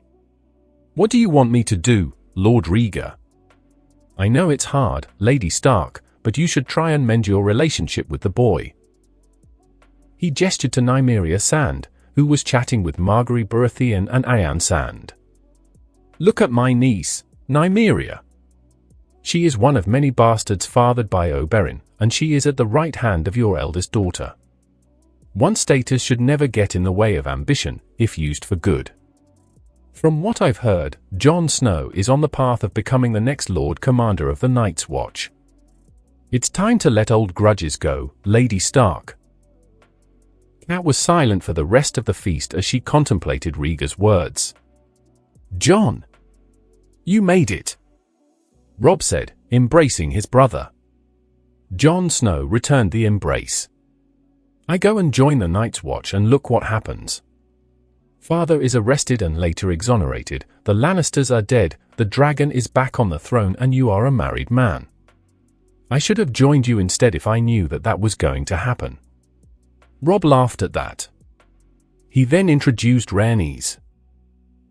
Jon, my wife, Rhaenys Targaryen Stark. Rhaenys, my eldest brother, Jon Snow. Stark, Jon corrected. Father had me legitimatized before leaving King's Landing. Rhaenys embraced her brother-in-law and gave him a peck on the cheek. Nice to finally meet you, Jon. Robb has told me so much about you. I'm happy to see that my brother has a good woman to keep him in line. Rhaenys looked at her husband and smiled. He is a work in progress. I heard that Joffrey has arrived at the wall. He has, Jon confirmed. Bastard thinks he is still king. Now Thorne has someone he hates more than me. Commander Mormont has taken me under his wing. He's grooming me to become the next Lord Commander of the Night's Watch. That's great news, Robb rejoiced. So how did you, of all people, end up falling for the daughter of Rhaegar Targaryen? It's a long story. Jon shrugged his shoulders. I got time. Commander Mormont has given me leave for the rest of the week. Following the wedding ceremony, the party began to wind down. Rhaegar and Daenerys had retired for the night to their room, where Missandei was already waiting for them. Catelyn also retired for the night, taking Arya with her. Sansa and Aegon had snuck off to the Godswood with a small guard for their escort. Ned Stark approached his eldest son. "Robb has told me about you being next in line for Lord Commander," he said. "Congratulations." "Thank you, Father," came the reply. Ned sighed. "I promised you that we would talk about your mother. I guess now is as good a time as any." The father led his son to a table and poured both himself and his son a glass of wine. It was going to be a long night for the both of them. They would continue to talk until the dawn. Epilogue. Shot of the Targaryen banner gently blowing in the wind. The narrator is an older Arya Stark. Narrator, and so, our story ends. After 17 years in exile, House Targaryen is once again the dominant house in all of Westeros, with Aegon Targaryen, the son of Rhaegar Targaryen and Elia Nymeros Martell, seated upon the Iron Throne. Shot of the wall, nighttime. Narrator, a year into Aegon's rule, winter has come to the people of Westeros and Essos. Soon after came the long night and shortly afterward, the invasion of the White Walkers. Rhaegar Targaryen had long since prepared for this event. With the resources of the Pakara merchant house at his command, Westeros and Essos would survive both the winter and the long night, which lasted for 4 years. Shot of the known world. Narrator, the people of the East looked to the dragon for leadership following the long night. Through peaceful annexation, Aegon took control of Essos, thus establishing the Second Valyrian freehold, better known as the Targaryen Empire. Shot of Rhaegar Targaryen, in his armor, overlooking King's Landing.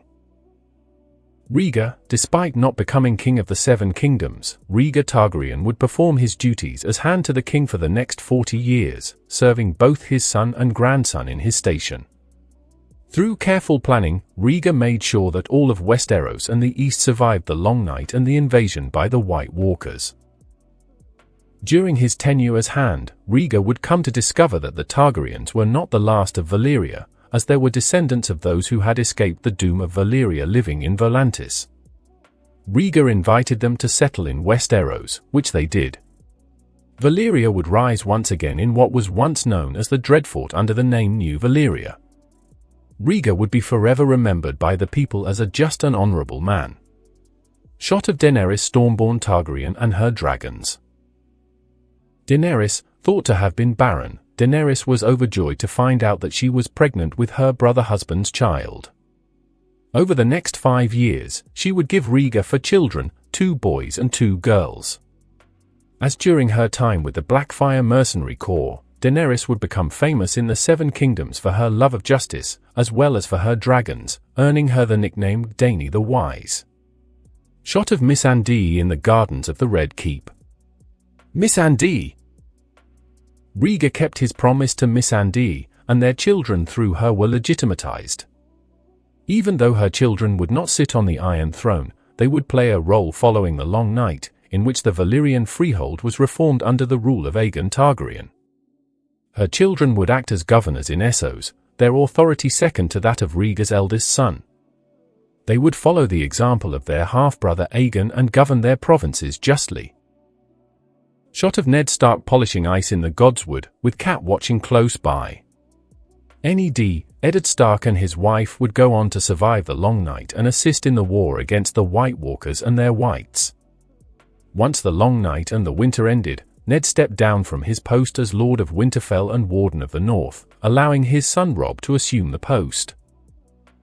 Ned would spend the rest of his days alongside Cat in Winterfell, mentoring his grandchildren and offering sound advice to both Robb and Rhaenys. Shot of Robb and Rhaenys Stark, fighting back-to-back against an invasion of White Walkers. Rhaenys, shortly after their marriage, the long night came upon Westeros and the East. As expected, the White Walkers and the Whites swarmed over the wall. While Jon Snow and the joint forces of the Night's Watch and the Wildings kept most of the forces at bay, some of them did reach Winterfell. Rhaenys Stark and her husband led the defense of the castle, along with the Targaryen house guard assigned to protect Rhaenys. Armed with Valyrian steel and dragon glass, Robb and Rhaenys defended Winterfell from the White Walkers. Their exploits would become one of legend: the Young Wolf and the Dragon Princess. Robb. Following the Long Night, Robb and Rhaenys Stark would assume the mantle of Lord and Lady of Winterfell after Robb's parents decided to step down to live out the rest of their days in peace. Robb would become the father of a son and daughter. As with the prophecy that the Magi had given to Rhaegar Targaryen, his eldest son had the silver blonde hair and violet eyes of the Targaryens, while his daughter looked more like a combination of their parents. Benjen Rickard Stark would succeed his father as Warden of the North and Lord of Winterfell, while Elia Stark would marry into the Tyrell family and relocate to Highgarden. Shot of an older Arya Stark with Gendry Baratheon. Arya. At 17, Arya eloped with Gendry Baratheon and left Winterfell. Traveling to Essos, Arya made a name for herself as a Bravo, while Gendry became a famous sellsword. She became known as a Cat of the Canals to the Bravos, and the She-Wolf of Winterfell back home, while Gendry was simply known as the Bull. After spending 10 years abroad, the pair returned to Westeros, their fame spreading far and wide, their exploits having become legendary. The pair would settle in New Valyria, what was once known as the Dreadfort. Arya and her siblings remained close throughout the years. Shot of Aegon Targaryen on the Iron Throne. Aegon. For 20 years, Aegon Targaryen would sit on the Iron Throne. With his father as hand to the king and his wife as his closest confidant, Aegon would rule Westeros with a just and fair hand. As it turned out, it was he, not his father, who was the prince that was promised, and through him, the world survived the Long Night. In the aftermath, the people of the East looked to him for guidance and leadership. Aegon absorbed the continent through peaceful annexation and thus reformed the Valyrian freehold, ruling from King's Landing with his wife. Shot of Sansa Targaryen, standing alongside her husband, waving to the small folk as they walk through the streets of King's Landing. Sansa, with guidance from Nymeria Sand and Olenna Martell, Sansa Targaryen became the queen that Cersei Lannister had failed to be. Sansa would become known as the Good Queen for her charitable works in the slums of King's Landing alongside Ayan Martell and Margaery Baratheon, and the Rose of Winterfell for her sharp tongue and even sharper mind. Sansa would give birth to 2 children, a boy, whom she named Balerion Eddard Targaryen, and a daughter, Viseria Rhaella Targaryen. Balerion would later succeed his father and take Renly and Megary's daughter as his bride, while Viseria married a Valyrian nobleman. She would be revered by her descendants as the mother of the Targaryen dynasty. Shot of Jon Stark with Ygritte at the wall. Jon Stark was named Lord Commander of the Night's Watch, a position he will hold for the next 4 years. With the threat of the White Walkers imminent, Jon, backed by Aegon Targaryen and his father, parleyed with the wilding chieftain Mance Rayder. In exchange for their help against the White Walkers, the wildlings would be armed and supplied and have the chance to settle among the deserted fortresses along the wall, so long as they did not attack the people south of the wall. To seal the deal, Mance demanded that Jon take on a wilding woman as his wife, something that has never happened in the history of the Night's Watch. Jon agreed to the conditions and took Ygritte as his companion, with the set condition that he was to step down once the White Walkers were defeated, and Jon honored his word once the White Walkers were destroyed. Despite no longer being a part of the Night's Watch, Jon had his hands full playing peacekeeper between the Northmen and wildlings alike, with great success.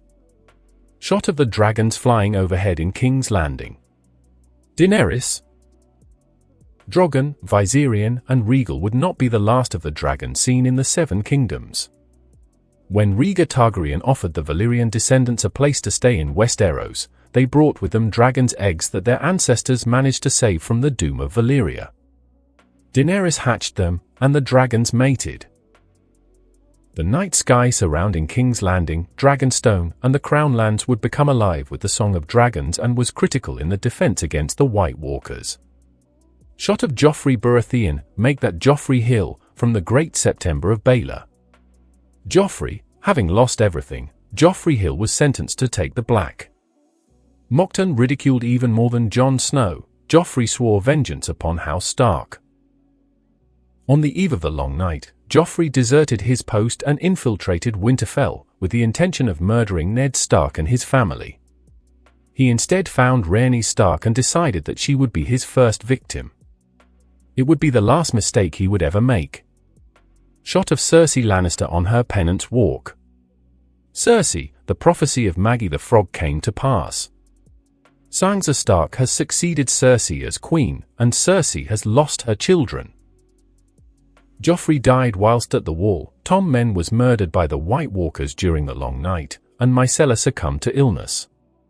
In her madness, she blamed Tyrion for her misfortunes and tried to have him assassinated and failed.